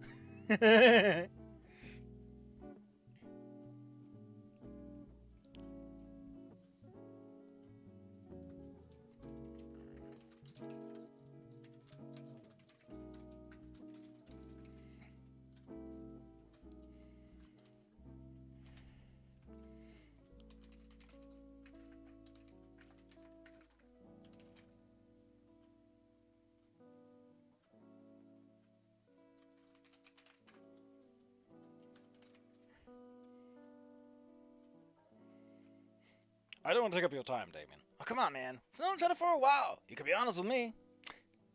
Not sure where to begin, actually. Yakov was really cool. I don't have the right words for it. Somehow I think I'm unqualified to speak about it. Compared to Olivia, she knew him better than I ever did. He was important to her, yeah. We talked about it for a bit before Liz picked us up, but I'm worried I'm not too much help. Well, that's what we're here for, right? To help her out in any way we can. Best thing to do is to be ourselves for her, and she'll eventually go through her emotions on her own way. Huh, yeah, actually makes a surprising amount of sense. Leo and Reed hanging out. Aw, hell yeah, Cloaker. Those are the ships that we deserve, that we need more of. I wonder if Como's still around, or if he just fucking died. His tendency to die. Como, respawn, for fuck's sake. What the hell? I slowly look up from my mug over to Damian. You make it sound so easy, too. It's just not fair. He briefly meets my gaze before returning his attention to the screen. I know I'm not the smartest guy around, but I know Olivia. We don't share parents, but she's still my older sister. She's my mother from another brother. That's not how that goes. Older sister? Yeah, her birthday is first, though. Knowing Olivia, she'll probably be able to manage. How are you managing? Me? I'm trying to sort through the maelstrom of emotions running rampant in my head is, overwhelmed, I guess. I wish I'd gotten to learn more from him. Olivia could probably recite some of his lessons by heart. I mean, to be honest, he did tell us, like, everyone lives like they have infinite time, and he definitely didn't. She probably could. I remember the first time she got to work on some special paints in his class, she was just ecstatic. She came home a mess, covered in blues and greens and leaving tracks beyond wherever she went. When Mom saw her carpet vandalized, she threw her right into the and hosed her off. I ended up joining in, because it looked like fun. Eyeing the hallway leading to her room, part of me wants to see if she's alright. That part simply wants to be closer to her again. Damian looks back again. Como is tired. I'm tired too, Como. I slept terribly. Like a pile of garbage. Damian looks back again, and the unspoken questions written clearly across his arched brows. What about Olivia and you? What about Olivia and you? Speaking of, I may have told Olivia that I liked her. Huh? About time! Huh? What? You two stuck together like glue since the summer barbecue. I mean, come on. Anyone have a break and tell that you're becoming more than friends? All the signs are there. Although it does worry me a little. Why? think about it. Your teacher just passed away, and you're both wrecks right now. Just if that's a suspension bridge thing. What if it's just that suspension bridge thing? I don't know, man. It only just happened. But you're right, sorry. I do like Olivia. I know that. I guess I'm a little scared of the future. Weird performance. Just low power consumption ratio. Underclocked. Also, there's just a bunch of things that I still don't get about Olivia. Or maybe friendship in general. When I first arrived at St. Hammond, I never really had any friends like you guys. But to be suddenly be involved in all of this, I don't know. I think I get it, man. Things can get a little dramatic around here. That's one way to put it. What's so different about your old friends? Never really had any. That's not true. I had friends, but they were like, you know, day friends. Classmate friends. Yeah, I got a bunch. And your force constantly moving means they never lasted more like a year, right? Am I a day friend? No way! You come to our parties and everything. In fact, look! He points to the subtle, discolored patch in my jeans, where Vinny's acid punch had failed to completely wash off. He got you marked! That's gross, Damian. Thanks. It means more than you know. Thanks. Hey, to be honest, that was a good feeling about you. Thought you'd be a decent addition to the group, but to see Olivia actually start opening around you 2 months ago, that was unthinkable. Oh god, I know what happens in ending 1, and that makes it so much worse. Oh, fuck. Why did someone say that I should do ending 2 first when I know that ending 1 is just gonna burn my heart out now? Cause shit, fuck, goddamn. All those years I was trying to be alone, you know? Made it all worthwhile. Not to credit or anything, but I'm just glad to see you're happy after so long. Moments of Olivia and I flash by into my head. Good, bad, and everything in between. All accumulates to a single image of her staring at me with that smile of hers. Me too. Hard to believe she's been dealing with so much inside when I first met her. Well, Inco, some people just have a lot of problems they hide from the world. For example, he puts the control out and shifts to look me in the eye. His character is instantly sniped. That hot chocolate gave me a tummy ache. I'm being serious. That was serious. It can be the little things like that. Little stresses that add up. Now it doesn't bother me. But someone else might just about ruin them. Hey, if you're trying to get with Olivia, I'll give you a nickel worth of advice that my dad told me. If a girl you likes asks you to wear... If a girl you likes asks to wear your shirt at 2 a.m. to bake cookies, she's an absolute keeper. That's a pretty good advice. Just don't break her heart, yeah. Wouldn't dare to think of it. However, I will gladly break her legs, her arms, and probably her neck and spine and render her paralyzed from the neck down. What? Don't worry about it, buddy. What? Oh, I get it. Like, you're gonna play the rock ring. Oh, good, dude. Yeah, I love the ragdolling. Yes, the ragdolling as I harvest her spinal fluids and bone marrow. Yeah, I love bone marrow. It's like the best part of the bone. Damian offers me a fist bump, to which I happily reciprocate. The door creaks open. All the heads turn to the sound. Holy shit, she's not wearing the sweater. This is getting a little too raunchy for me. We have to load a specific scene. We're going to the elevator. As I explore the text. I'm keeping this as a gimmick. Just making sure that I actually save that. Yeah. Worst thing I've learned is that some people have been reading Iotacon as Latacon. I mean, that's actually pretty cool. Damian is the middle child. Oh. Alright, everyone. This is a different one. Before anything, we will mark the sections with colors before the paragraph to indicate that the information is blue. For doubtful information that's not 100% confirmed. Red for things that are likely bogus and not even past the production stage or likely discarded ideas, aka, you know, ideas and drafts. Blue is just, we don't know. Green are for things that have known to existed but did not make it to the final products, which we reconstruct from the extracted information. Once we clarify this, we move on to the index. We know that people who want certain information, which I think is okay. We have 8 chapters. We have start of the project, pre-production stage, post-reboot, the original script reconstructed. 4, presentation of the game, first presentation to public. We have post-presentation and creative reboot. We have the second restart. We have the final game and post-launch. Interesting. We've got 27 pages. My throat is raw. I wish someone would send me $50, but I know that's like a once-in-a-lifetime opportunity. I should also just close that poll, because that makes sense. I mean, to be honest, his name, it's a name, so it's uppercase. So obviously it would be Iotacon. I love that Ben has more of a British vibe to him over time, and I feel the icon is more Japanese, so the fact that I gave him the opposite accent is just laughing. Just hilarious. If the wording is weird, some parts, it doesn't matter. I understand. He already told me that, but don't worry about it. Don't worry about it. I got you covered.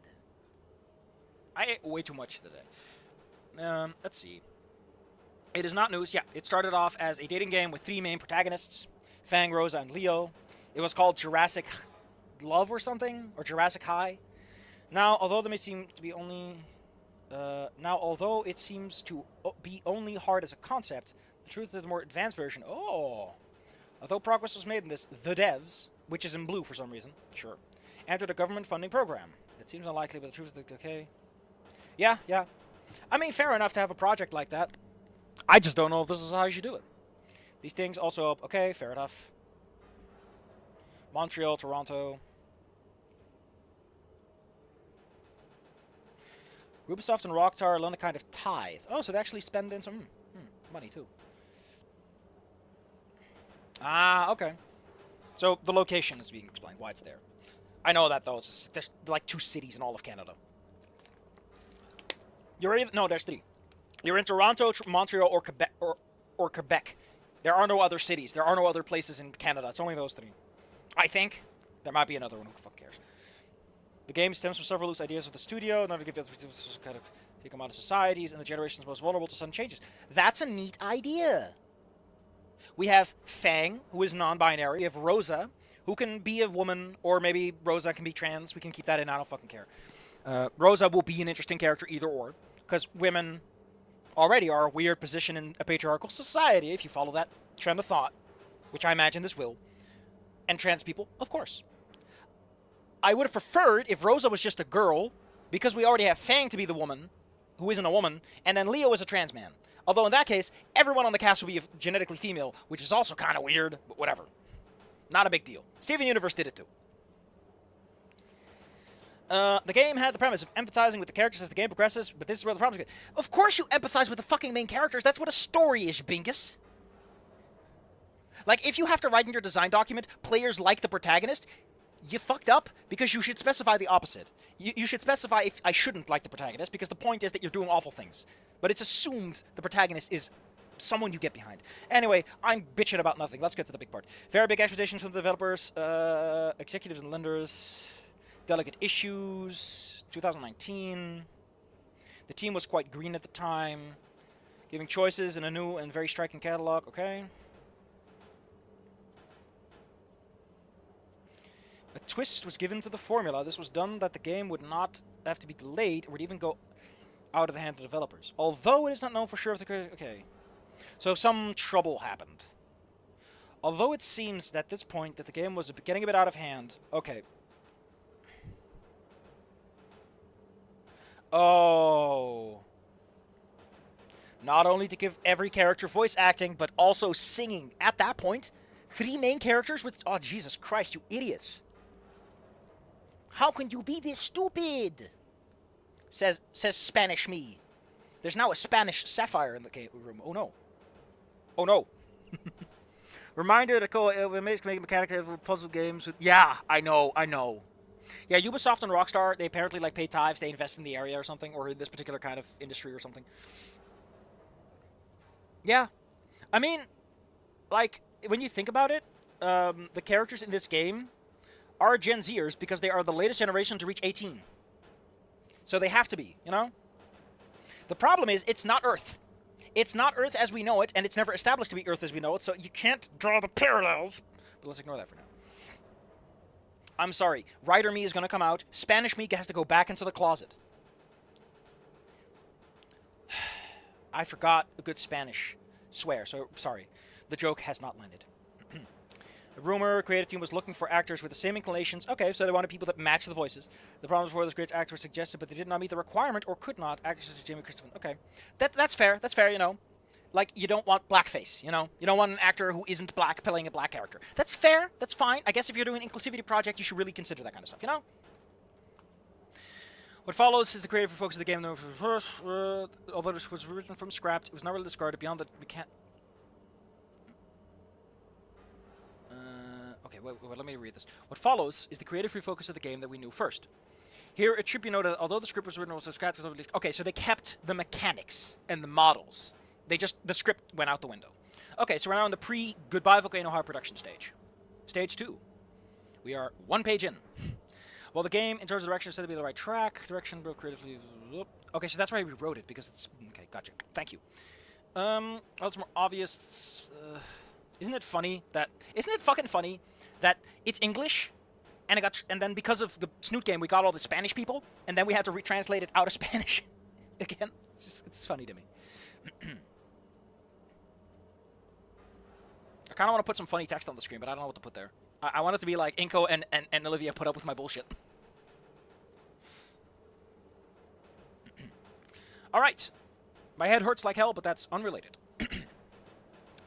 The direction of both creativity and gameplay was presented to the point in the story many employees had left, although it was more than obvious that it was not so much the fault of where the game was, but a mixture of everything that happened during 2020. Okay, so they suffered from the pandemic, gotcha. And now YouTube has officially super mega ultra demonetized my video because mentioning the pandemic is bad for business. And therefore illegal under capitalism. During this period, ideas that had not been previously used for Dinks and were reused. Okay, so they were like, hey, listen, we're taking a new direction, we might as well reuse some of the ideas we had. And a lot of materials were reused, including assets, backgrounds. Well, fuck, they are good backgrounds, so might as well use them. It is not known for sure, but it seems that Unreal Engine 4 was used during most of the process before being switched to Unity. Oh, that's a terrible idea. The game underwent a very different process. Ooh.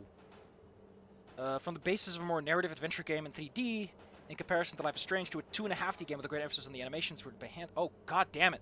That is a massive turnaround. That's not great. You can't really reuse all that much, especially if you're switching engines. What are they thinking? Spanish me, say it. What were they thinking? Thank you. Get out of here. Be gone. Like Fran, Little Fortune, or okay.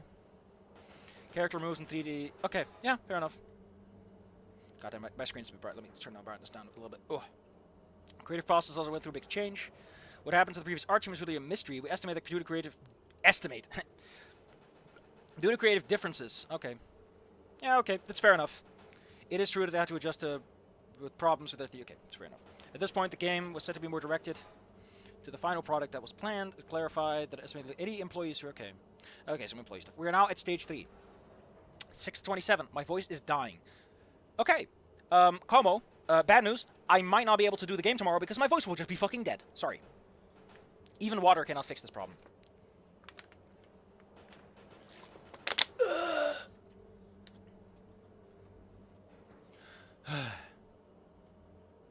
As previously reported in the the game is divided into acts. These roughly marked rhythms and turn. Okay, fair enough. Why change or was divided otherwise? What follows is the script of the game that was presented to the public for the first time in 2020. It should be clarified that we will put everything that was missing in all the content. Okay. There are things that we do not know, the order or when they were removed. Please have understanding. Okay, so. Oh god, I'm sorry, but I think some stomach acid hit my vocal cords, and it's not great. So this is done with the best efforts, but it's not perfect. The game begins with Fang Fang's electric guitar. We get the small rhythm game. Unlike what we have is a mixture between a guitar riff, with which you had to put the controller in a way that assimilates... Oh, they were going to go for something like this. And the mouse or joystick were the tremolo. Oh, that's pretty neat. I mean, what they did is fine. I kind of like it. Since Fang is a singer and a musician. Something that differs a lot from the Fang we meet is that this one was more expressive than the one which we were shown. Someone who doesn't seem to have much difficult to express their feelings in terms of words, but there's great insecurity about his... Okay, so expressive but uncertain. Doesn't reach certain notes in her voice and can't keep singing despite being more than decent at it. Is that from the actors or the character? Her brother interrupts her to eat and she goes downstairs. Parents are not here. House is decorated with many elements of the Hindu culture? Hindu? I thought they were supposed to be like Middle Eastern because of Lebanese and everything. Why Hindu? Is Nasser a Hindu name? After introducing Nasser as someone more controlling and even more serious, you get to see that he's not tense. And oh. Also, he starts off with, like, I'm a serious boy, and he's like, nah. That's pretty cute. That's a nice little switch around. An instant bit of dynamicism. Hang on, I gotta log out of Oh, you mentioned this Monday. I've acquired the Holy Trinity of limited pre-release Leo content. Thank you. They swap he, she, they all over the place, and it's fine. It's limitations of Spanish, I imagine. Okay, so originally Hindu. Nasser was shown as a bit more serious. Fang, while eating, you get the reference on TV interference. Okay. So they're like, okay, there's something weird going on, and it seems to be coming from space, electric stuff. The player ignores open themselves, so unique kinds of mechanic. A kind of calendar to-do list where you can organize your day and the things you do in it. Interact with social networks, check your own music, and view gallery. The one thing that stands out here is that you observe and you can attach tickets. Oh, there are tickets and keychains that are achievements. Unnecessary. Okay. I really like the idea of your day planner. It doesn't have to be like an actual thing you do, but just the idea of like, okay, let me take you in, right? Fang is unofficially Indian? What? Well, fuck me. I made mistakes. That's so weird. So, a thing, I'm fine with you have a day planner and you fill it in, and then what you plan in, it determines what happens, right? Like, if you only focus on studying, then Fang won't get good at music, and then the music stuff suffers, and you go down and like, you have to balance it to get a certain type of ending. I would like to see a game like that. Not like you actually have to do a scene associated with those things, but like you plan the whole day. That'd be interesting, at least. Fang, this period, preparing for school, puts on his headphones. Fang the man. Testing what music styles are best for the band. Oh, they're still figuring it out here. The scenes that occur. Other planes, okay. Though could all be found, not sure. Even funky. Modern indie rock. Okay, so Fang wasn't as set on a specific style. Arriving at the school shows a bit of diversity on campus. The designs above are based on pre-2020 fashion, with the students being a big part of the core, but being able to interact with them in short dialogues, revealing bits. Okay, that's kind of what they did with the mouse over, but that was way worse. I mean, kind of neat. I kind of like the idea of like having a cyberpunk-esque overlay of people's social media. That's kind of cute. It really does show that like our social media presence has way more power than we think it does. Only be certain characters, certain times. That's also pretty neat. I like that. But I like the idea of, like, your social media has such a massive presence, you can just scan people with it. Doesn't have to be, like, an actual thing, just like, this is how... We encounter Trish. She's more energetic than her counterpart. I really like it if Trish was more energetic. If I write Amalgam High or anything, Goodbye Vacation, I want to write her better, with more energy, because Trish just needs that energy. She's got that zest. In this version, there is no Mango. But instead we have Leo, the discarded character who says love interest, although he does not belong to the band. He thinks they're great people. Okay, so they're just friends, because they're friends. Sage and Stella up here. Leo leaves because he's ashamed that Sage... Leo wants to be cool, but he's afraid that Sage will see he's not. Poor guy. The band makes comments about their lives and activities. Okay, clarified Stella was much more docile and submissive. Although in the game she's seen as losing... throughout the game she's seen as losing some weight and wearing a long sleeve shirt instead of the short one she's supposed to wear. Oh, so she's more ashamed of her body weight. That's pretty neat. You know, going through the weight struggles. Previously composed song to the group. Give you a choice. Defend yourself from comments. That's pretty neat. During the class, the devices start to malfunction. Even the projectile of the teacher in question begins to fizz, make comments. By attention of the prota. Fang at the time. Taking the message of someone unknown.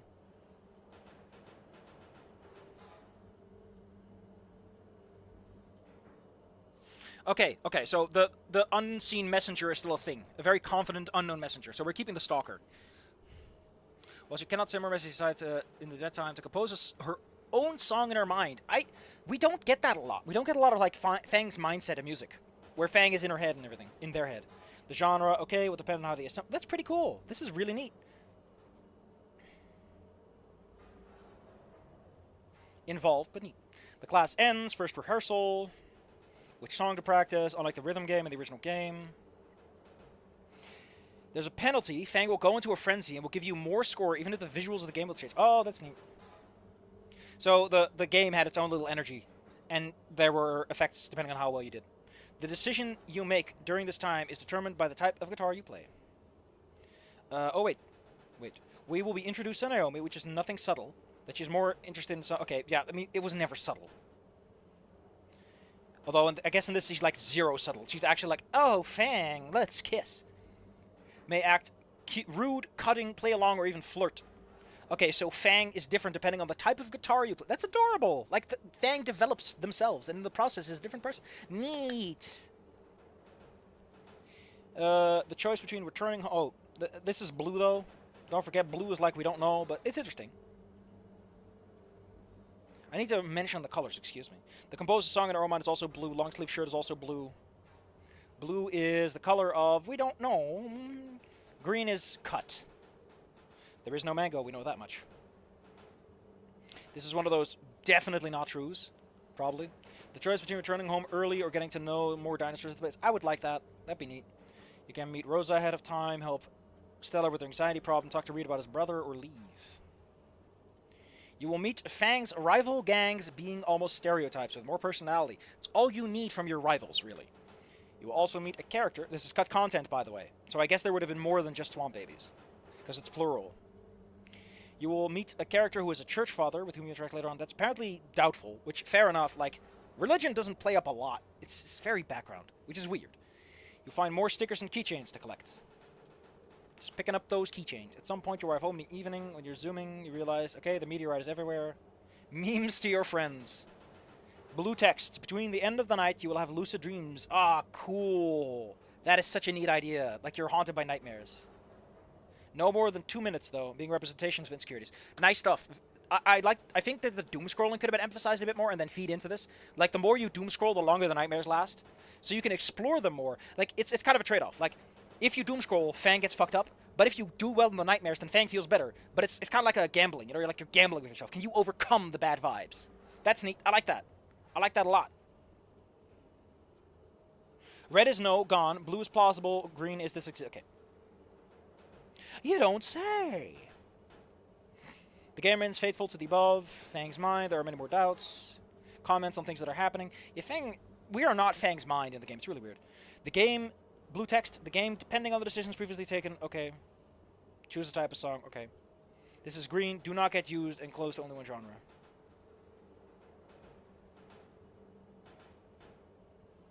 I don't know what that means. Well, at the Institute, the news, very probably impact, increased failures of the system, makes people really upset. After an emergency assembly, the gang heads to their respective homes, but not before giving a choice of characters to choose from in LNL. Neat. I hold up a potato. I just think they're neat.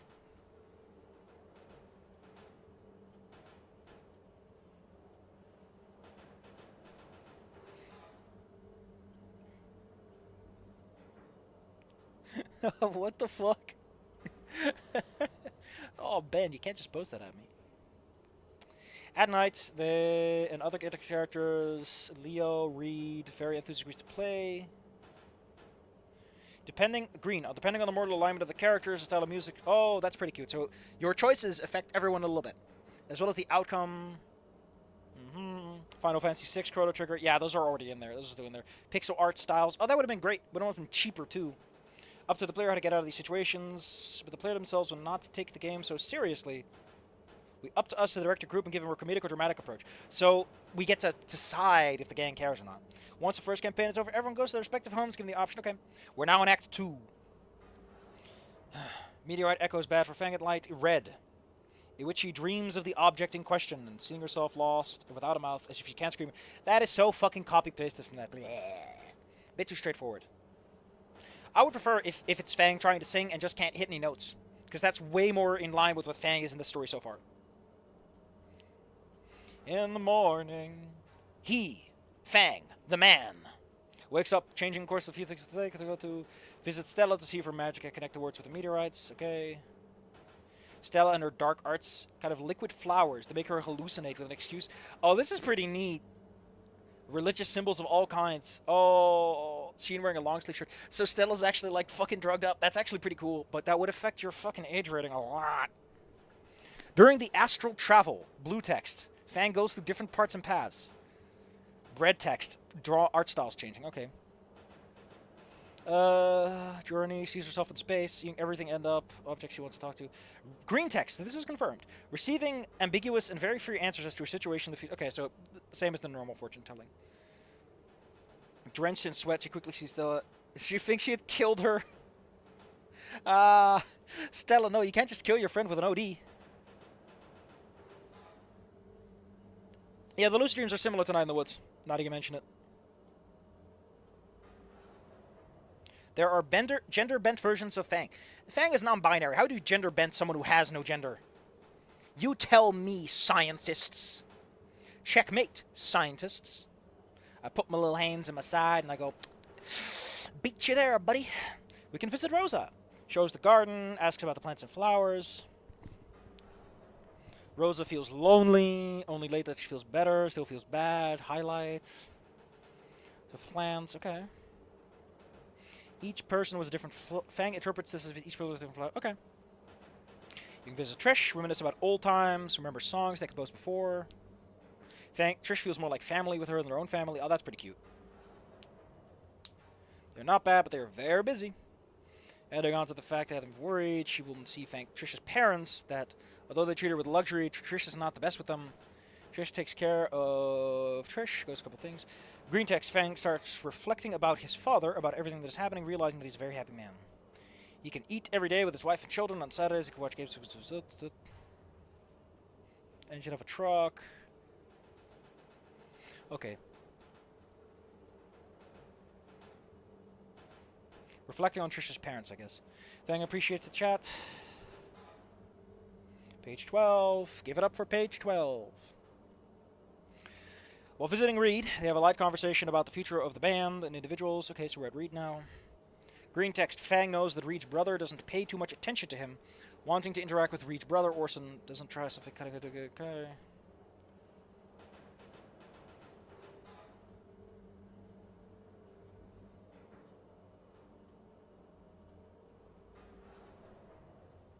Okay, so get advice from Orson is basically the whole point of this. And how things are affecting Reed. Pretty straightforward. More moving songs and animated sections. Neat. Visiting Naomi, we will discover that she likes us, which could proceed in different ways. Green, the choices do not stand out so much, since it doesn't seem like they had quite the course over this. They had clear that in spite of her appearances, she loved metal music, and that one of her dreams is to be in the concert at the end of the world with the people she loves. Adorable. While this was get us to prepare for a date later, the family would interrupt us. Fun fact, in my thing, call me Fang, I think, Naomi's parents, her dad specifically, are negative about Fang. Because, Naomi's father's like, listen, you're a very smart kid, you're going to be a doctor, like, you've got all this going for you. Why the fuck are you hanging out with some punk kid that wants to be a musician? While visiting Sage, it will give us a tour of all the things we've missed, showing the best of his side. Recipes, more mistakes than normal, unspecified when we start to cry because he knows things will not get better. Feeling very useless. I like that they mentioned that the impact is way more likely in this instead of it being a bit wishy-washy at the beginning. How can he not be happy doing the things he likes the most? Fang would help Sage find happiness, does not lie in something specific, but green text and everything we do and achieve just by being with friends. Okay, so just living life is how you achieve happiness. Real happiness lies in the details and the moments. Yeah, that's pretty cute. Why does this sound so much better than everything in fucking Goodbye Volcano High? It's like they threw out all the babies instead of the bathwater. Like they threw out all the fucking babies and kept the bathwater. In a shittier bowl, too. Visiting Leo. Blue text. Very good social status. Leo often uses older. Okay, so his parents are like big boys. Maybe. Blue text. We don't know. I mean, if he wears the Letterman jacket because he's a jock, that would work very well, actually. Leave the house. Leo draws, apparently, because they go to the park to graffiti a mural. Very graffiti by other people. Oh, it's a way to publicize the band. Leo is very good at drawing. Leo finishes a portrait, playing at the band. Oh, that's adorable! After a short chase, they end up talking together at the skate park where there is no one. Oh, but loves to draw. He really feels free painting, and later Fang realizes these. Green text, Leo and Sage on a hidden mural, while Fang may or may not say anything to Leo. In either case, Leo will take the day well. Oh, it's adorable. Finally, we can go up with Nasser? We could have found out with Nasser, with a boy! You tell us about school now, it's getting worse and worse, with the closure of many institutions for the same reason. Point of hyperventilating on several occasions. That's when they take out his father's secret cellar to get drunk while they're not there. Being quite drunk, they let out some anger and personal things. Oh, this is great. Embarrassing anecdotes. Then the conversation goes up to the level of cursing their luck. And now especially Nasser feels very low spirits out of people to an extent that the anger repeatedly hits the wall until he bleeds. Shit! They are taking this. Fang, as he can take them to the bathroom, make him vomit, leave the two exhausting looking at the scene. Oh, they're so fucking drunk. Everything around is part of the choices. Okay. As the days goes by, it news to meet are worse as people are desperate. Green text. Fang will not be able to see his parents for a long time, and the classes are being cancelled. Although the chaos does not reign in the situation, it's heavy to say at least. Okay, so there's no riots, but things are bad. The character of the father, which is, for some reason, of the father isn't read. Although he had never given a definite name, he seems to be, in addition, the biological father of Elvin, the boy who likes Reed. What? Modeling. Sabotage their ceremony to try and show...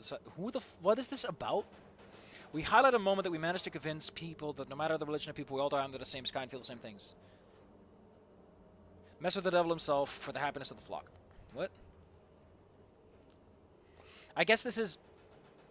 So there's Elvin's dad who doesn't like that he's gay, I guess? Leo was on the swim team. Okay, gotcha. Oh, because he's a fucking dolphin. I know who Elvin is, but I guess in this one he's supposed to be like a gay guy or something with Reed or whatever. School wrecking. Oh, this is great. When the classes are cancelled, this is in green text, so this was confirmed. When the classes are cancelled, Fang could go with some friends, Leo, Trish, and Reed, to Volcano High and break and vandalize things while recording their video. Oh, to the song. That's so great. Like, the school does get vandalized. It would have been great if, like, Fang was involved with this. We get some blue text. Date with Naomi in a bar. Fang and Naomi would go out on a date.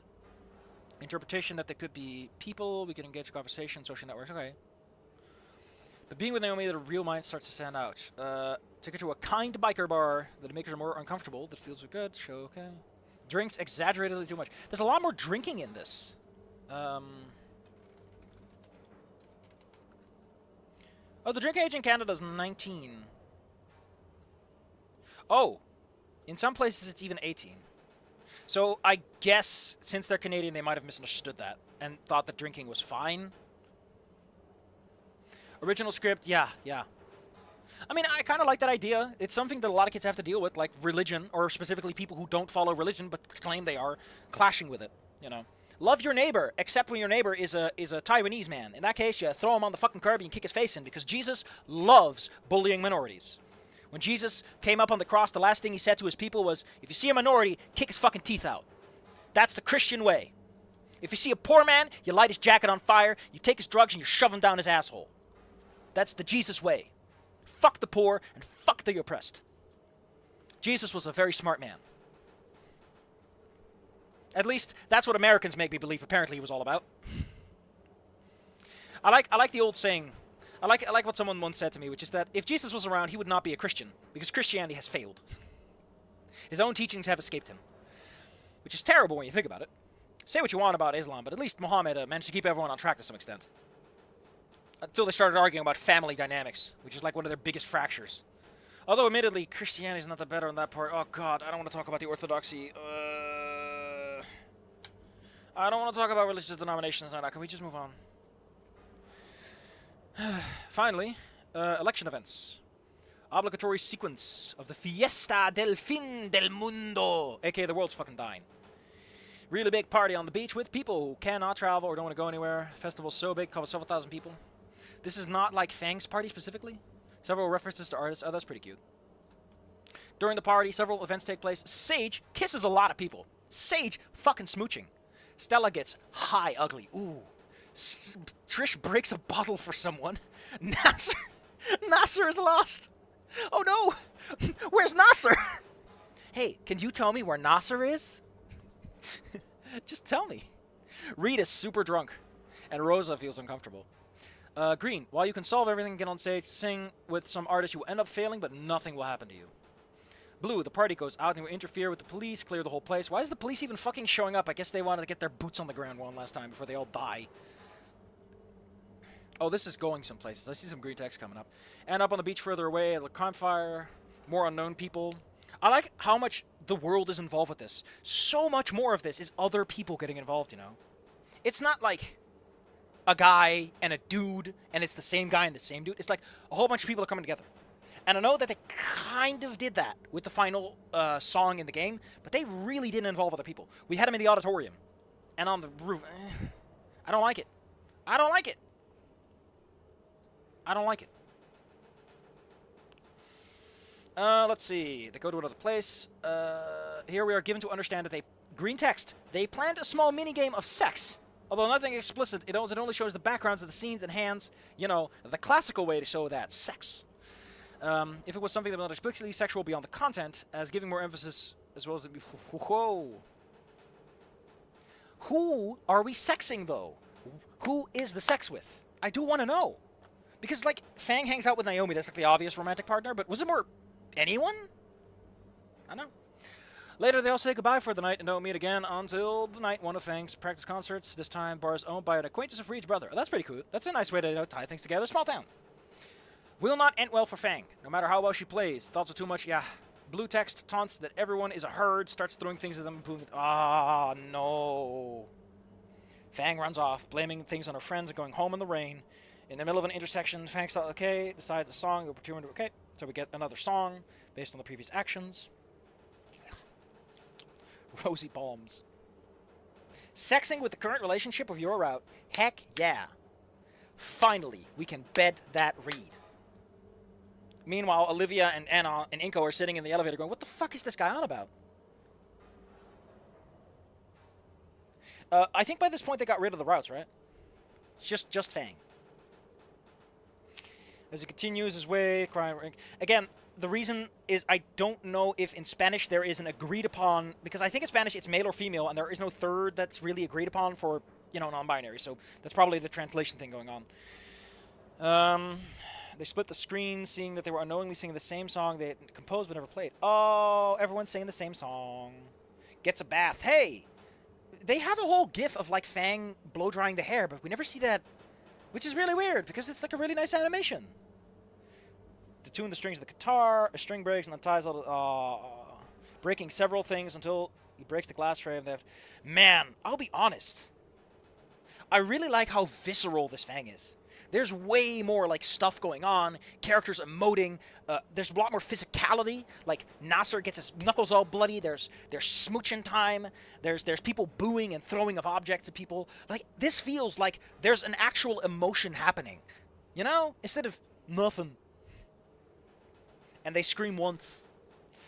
See all the previous photos locked throughout the day, and all the previous ones, old photos, thinking about things. Song Glimpse of Us. Page 17. We've got 10 more to fucking go. What? Oh, my head hurts. Where's my $50? Please. Mummified skeletons fall out. No, come on. I just want the skeleton. I don't want the mummy. Fang stands up.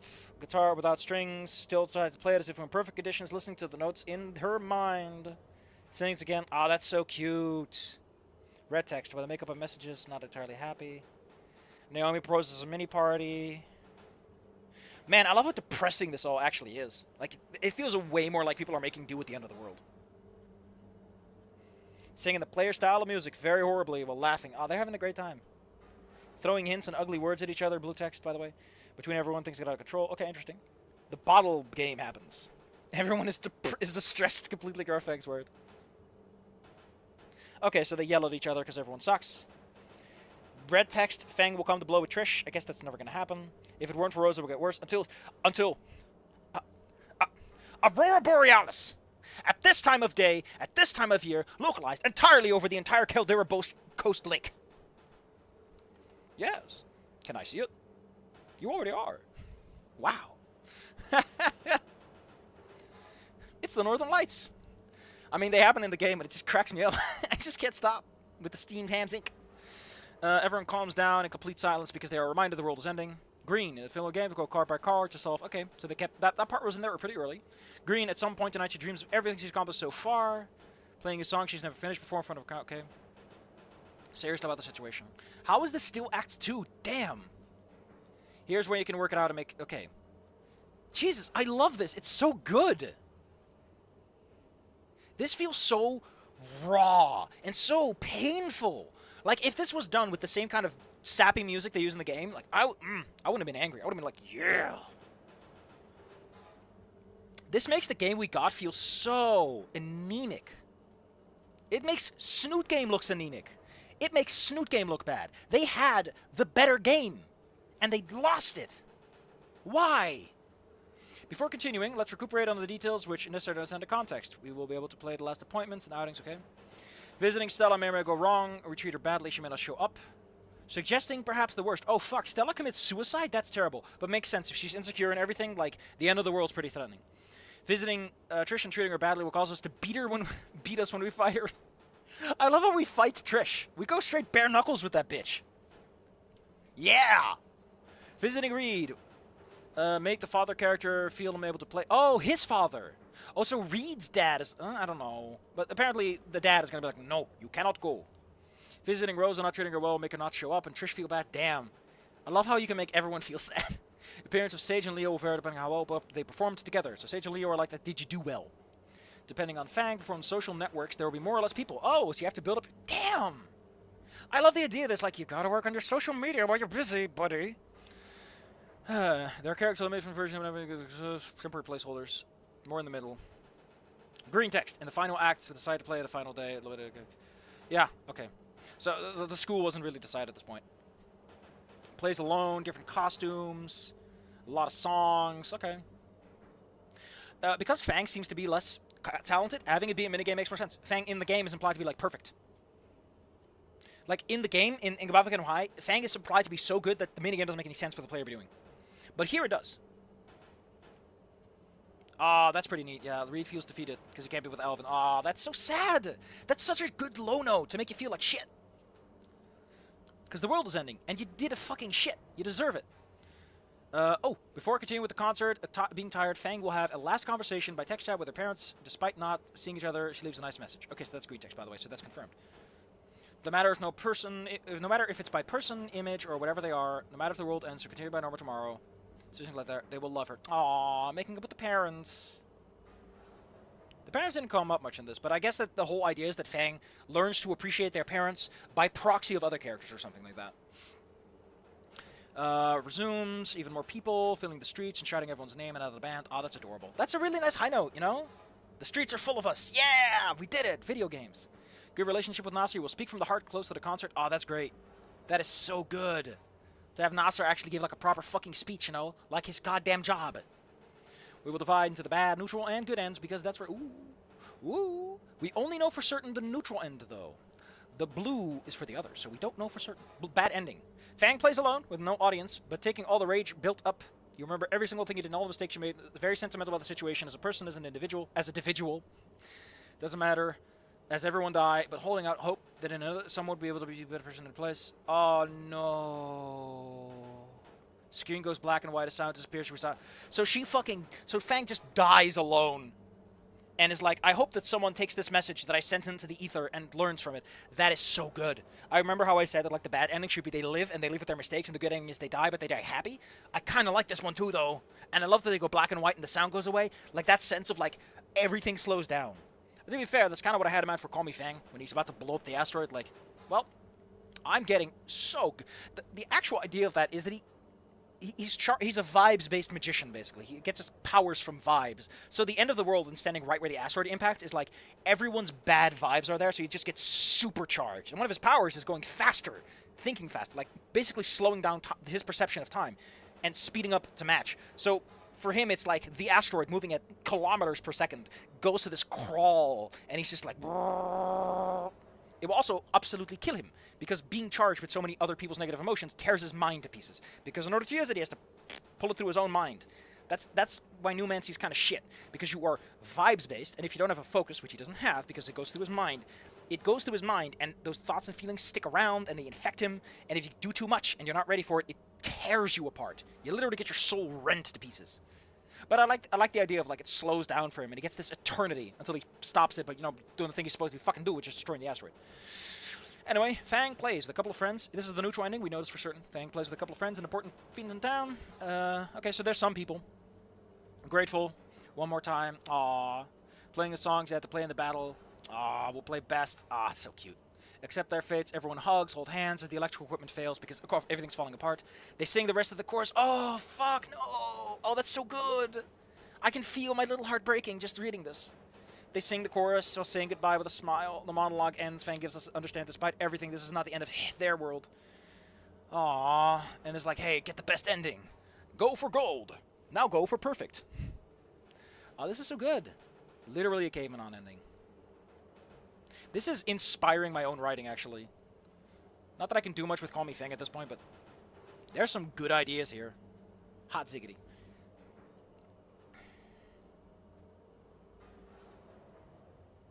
Meanwhile, Olivia and Inco are wondering what the fuck's up. Alright, good ending is in blue. We don't know 100% for certain, but we'll make the best of it. Following the events that were previously reported, there are all the friends they made along the way. Fang gives a few words of happiness, express their eternal gratitude with life in general, implying that despite the end of the... I like that they committed to the world ending. They aren't, like, being wishy-washy about it. They're just like, nope, we're fucking dead.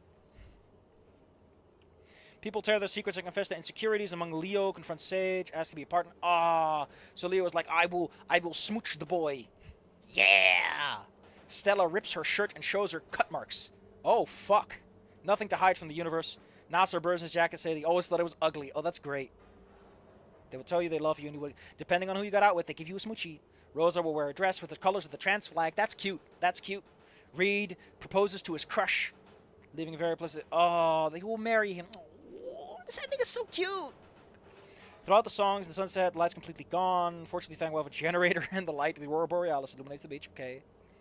When everyone takes out their cell phones, a giant roar interrupts them all. And expecting the worst, they see a great meteor shower as if it was Christmas lights. The meteor broke into millions of pieces and the Earth is safe. This is what I meant. Like, you can have the ending of the game determine the meteor. It doesn't fucking matter. Okay, so yeah, it turned into a meteor shower instead. The band plays the last song. The title is Goodbye Volcano High. Yeah, good song. Title drop. God fucking damn it, this was great. This was such a trip. I like this. I would have loved to see Drunk Nasser, though. Fang, like, what's life even about anymore? Before the meteor hit, I got addiction. Oh. Oh, shit. You will get a kiss. Read route as DLC now. Give me a kiss. Give me a kiss. Page 22. We're almost there, buddy. Stage 4. When the first trailer was shown, the game was at 80%, according to Blue Text. Moments of the game were exception animations. Okay, yeah, but to be fair, that's usually how that goes. It's vertical slices and all. It was expectedly several more trailers. Advanced gameplay was not concrete because of criticisms. Oh, shit. Discoveries about things of the main story writer. Oh, no, this is where it happens. Things to note. Red text, half the original group had retired. Okay, so that's not proven. Might likely untrue. They cut a lot of dialogue blue. This is, okay, internal complications in the... Okay. So things were looking great. They had a really good game. They had a solid emotional experience. If they could deliver on the writing, would have been fantastic. Like Snoot Game would have exploded. Would have turned into a cloud of atomic dust. And they would have been laughing with their trans flag. They would have been like, ha ha ha. Ha ha ha. And then the fox goes, they would have won. They could have won. They had a winner. They had a good idea. This execution, nice. But now is the part where the song goes, where did I go wrong? So no one's surprised the public took it quite badly, but it sounds like such a good story. Not only was it neither the time nor the place, but the people in charge of the branding of the trailer did not choose the best parts to show. Oh no. Game was quite well over the time. Oh shit. Green. Everything was said was solid, subject to many changes to classification. Previously the game was going to be PG-13. More or less the target audience. When the scriptwriter was fired and the managers changed the focus to much more general, oh shit.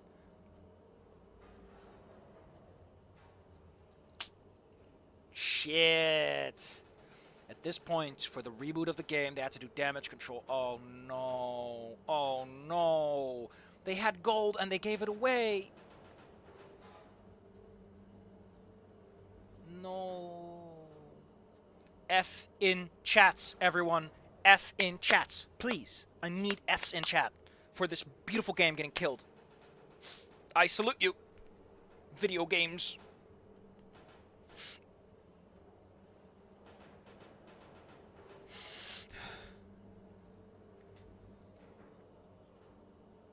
Oh, this is where Sweet Baby Inc comes in? Oh, fuck. F. F in chat. Scary Dave, that's a lot of Fs. I'm not failing my class. I'm asking you to play an F for respect. Jesus. Chapter 5. Post-presentation and creative reboot. With the time and life playing against them because of all the problems, many characters. Yeah, this does sound like a lot of writing, though. Like, there are a lot of characters. Admittedly, you can trim it down to a couple of core characters, and it would have been fine. Like, you don't need everyone. You could have some of them be, like, integrated into a set storyline, so you don't have to have as much dynamicism. Like, I think the core plot works fantastic. You don't need all of the variants. Just a little bit is fine. Just a little bit. They could have saved this. Dubbed by the team and all of be removed, accommodate things where it would not hinder the experience of the story. Probably in the fact that many of these people were in charge of the art backgrounds of programming. Many of those groups moved from groups to... Oh, shit, they were moved around. And crunch. Ouch. That Snoot game was presented. Oh, no. It's S to the G to the O to the E. Oh, egads. And while the team behind already had problems rewriting a script, rather working as they had to Snoot... Oh, shit. But for better or worse, criticisms... Okay, Green Text goodbye. Volcano High. Firsthand, they told us how the product was not only good, but it was... Oh, shit. The problem was that what was presented was not meeting the standards of quality of the company. Launch itself... Oh, shit. This just sounds like... Oh, no.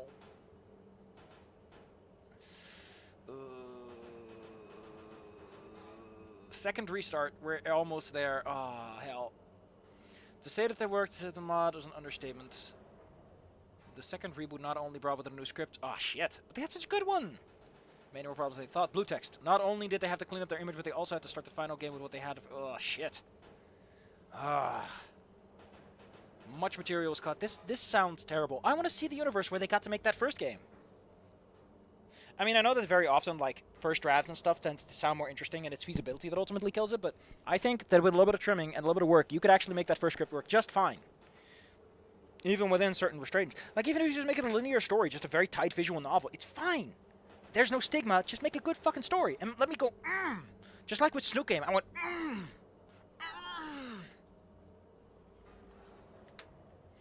We believe that not only was there a lack of final script, this is in green text.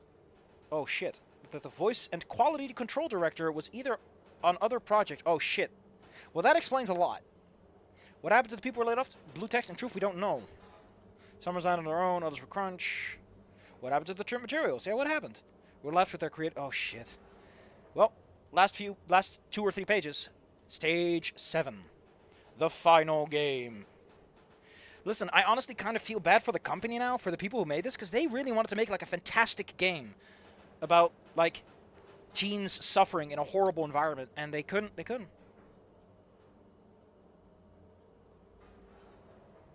Just fucking F to pay respects to these poor saps. They got conned. The game not only came out regular, it came out with a kind of amalgamation products made before. Second reboot, explain. As you may have noticed, the game does not let us select some options and only shows a couple or one. This is because everything that it opened, that option was removed. Oh, that's weird. So, so they kept options that were cut as, like, fake options. That's pretty fucking clever. I like it's kind of clever, actually. Things that highlights that many models were limited to the point that some were just images that move. Oh, shit. So they didn't even have models. Why not just make a fucking visual novel with art? You dumbasses, no. Repeating the same gestures. Yeah, I noticed that one a lot. They really like that one animation with Naomi. Although this is a research using graphic novels, it's entirely correct. Yeah, it's not used properly. And it's a weird... Many problems were present in audio synchronization. This is the part that many recordings were made without a voice director. Oh, no. Oh, they didn't even know what their characters were doing? Oh, fuck.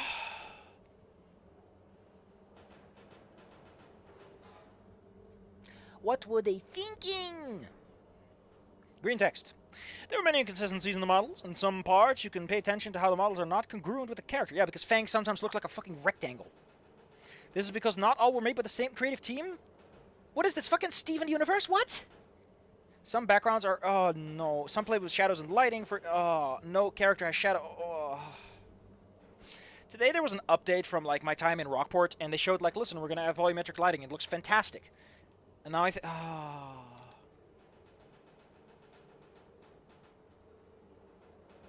Fuck. I'm just sad now.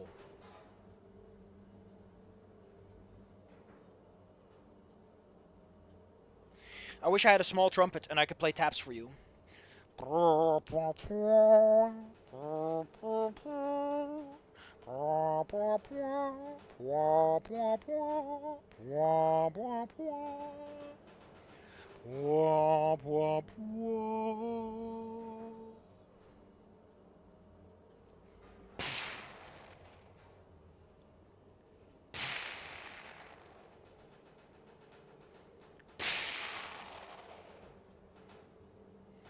Stage 8, post-launch. The game did not just remain that. Although the game was released and much of the team stayed, but only actual reviews were quite divided, the game did not achieve the success that was expected. The game had a couple of drawbacks, such as the use of images that appeared to be the use of... Oh, shit. The use of images that seemed to be use of Snook Game fans. So they stole art or used art for bases? That's awful. That's bad. That's really bad. We have nothing more that we can add to this. We regret all the work never came to light. Oh, this just sounds terrible. We regret what happened. So, Iaticon died. And now this.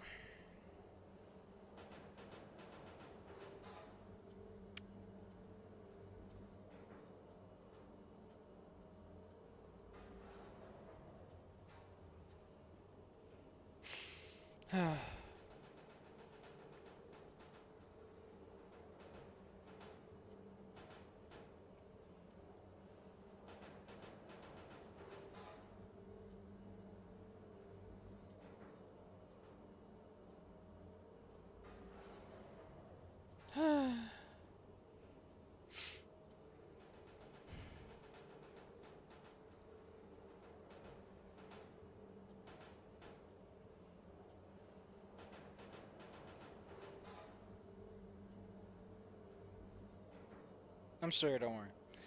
That was terrible. That was awful. I feel like shit. I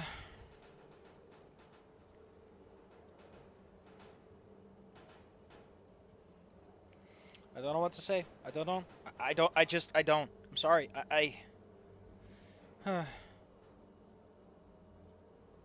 This feels like...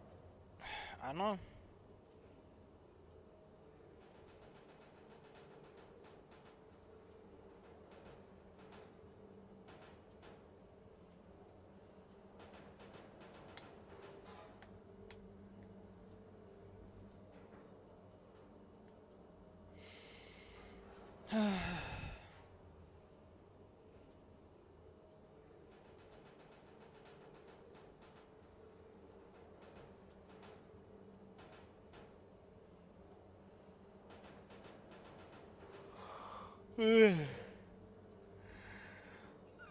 Getting tired though. I think I'm gonna have to go to bed. A little sad. You know, I don't feel better reading that, but I did kind of need that. That is a bit of closure that I feel I definitely needed. I feel kind of just terrible now though.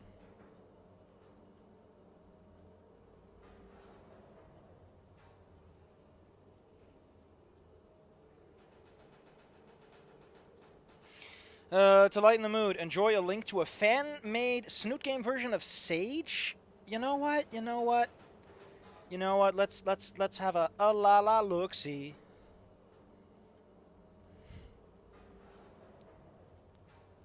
You know what? I really dig this. Yeah, hold on. Hold the fuck on. Please. Can you stop being so goddamn needy? Shh. I'm adding the sage. Look at this. I like that. That is neat. I like the tomboyish charm he's got. I like the baggy pants, but it's still an overall. And I really like... I like the shoes. They're a really nice, sharp contrast with the big old stupid bows. That's neat. That's lovely. Thank you. Thank you, Infamous Cloaker. That did pick up my spirit a little bit.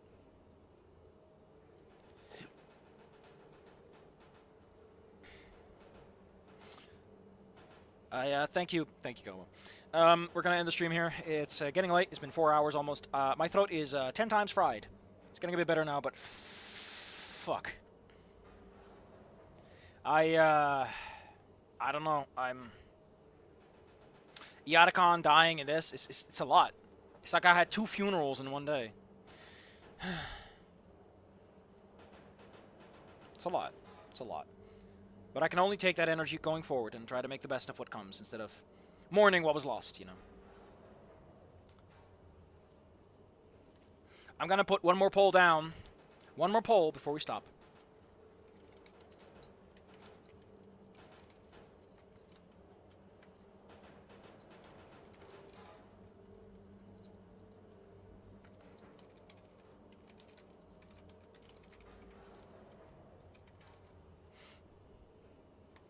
One final poll. Do you think that this OG version, assuming that it was executed not perfectly, you know, realistically well, it was executed realistically well, would it have beaten Snook Game? I think it would. I think it would have made Snook Game. It would. People go to Snook Game and they go, Snook Game's great, you know, Snook Game's lovely. But damn, they showed you. Everyone had fun. Everyone got a good game. Everyone got to have a nice game. Everyone got to laugh and love and have these lovely experiences. You know? Instead, I don't know. I mean, yeah, whatever, Como. You're right. So I'm going to thank you all for coming to the stream today. You know, if the point is to make me sad, I would only become sadder if someone say... I know, just like hammering on the fact that someone just started off a stream by sending me $50. Like, what the fuck was that? I could only be sadder if someone sent me $50 again. Oh, I'm getting more. Oh, what's this? Oh, it's the Leo lying in bed. Oh, that looks... Oh, whoa, what was that? I love the lighting, and I love that really subtle head animation. That's pretty cool. Oh, that was pretty cute. I love that you can see his abs. You know, because he's a swimmer. He's tough. He's got the fins and everything. I like how there's 2 circles on the floor, which look like a butt. I will say, I don't know if I like Leo's design. I don't like the sweatpants. I don't know what it is. I just don't like the sweatpants. You can send files over Steam? Neat. Alright, well, next time, I guess we're going to deal with the fallout of Yatacon being fucking dead. Maybe I won't have a headache anymore. I kind of want to stream again tomorrow, but that would dramatically interfere with my tabletop game, so nope, not an option. Didn't get any games today, and I might not even have one tomorrow, because Sal's probably going to fuck it up, because Sal always fucks it up. Jesus Christ. But at least I don't know. I'll be honest, I'm really sad that Yatacon had to fucking die. Whatever. Thank you all for coming. It's been great. This has been a hell of a trip. Yeah, it's a good way to introduce them. You are all fantastic. Please, look out for yourself, and make the most of what remains of your weekend. Please. Live life. Learn from a Yatacon. Live life as if you don't have the time to do whatever you want. And maybe, it'll be a little bit better. Meanwhile, don't forget that Inco and Olivia have been sitting here for an hour listening to me gobble. So, please, an applause for these fine fellows for putting up with this bullshit for an hour. Thank you. Thank you. Thank you very much. Our heroes, everyone. Our heroes in the background. Enduring this bullshit. If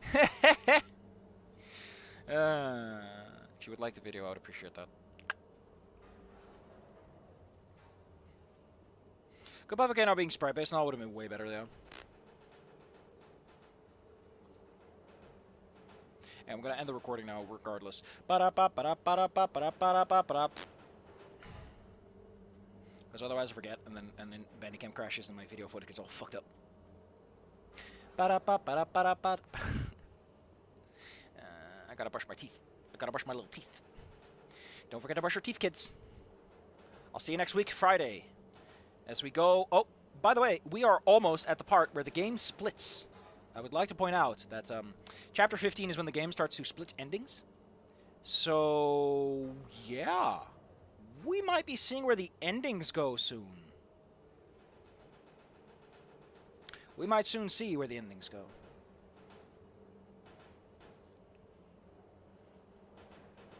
How does it handle this stuff internally, though? Like, it always... Like, all of these chapters are, like, internal labels and it returns afterwards. But where does it return to? Hold on. Cloaker, man of the hour. Applause to Cloaker for his fine efforts in giving us 1 hour of listening to this bullshit.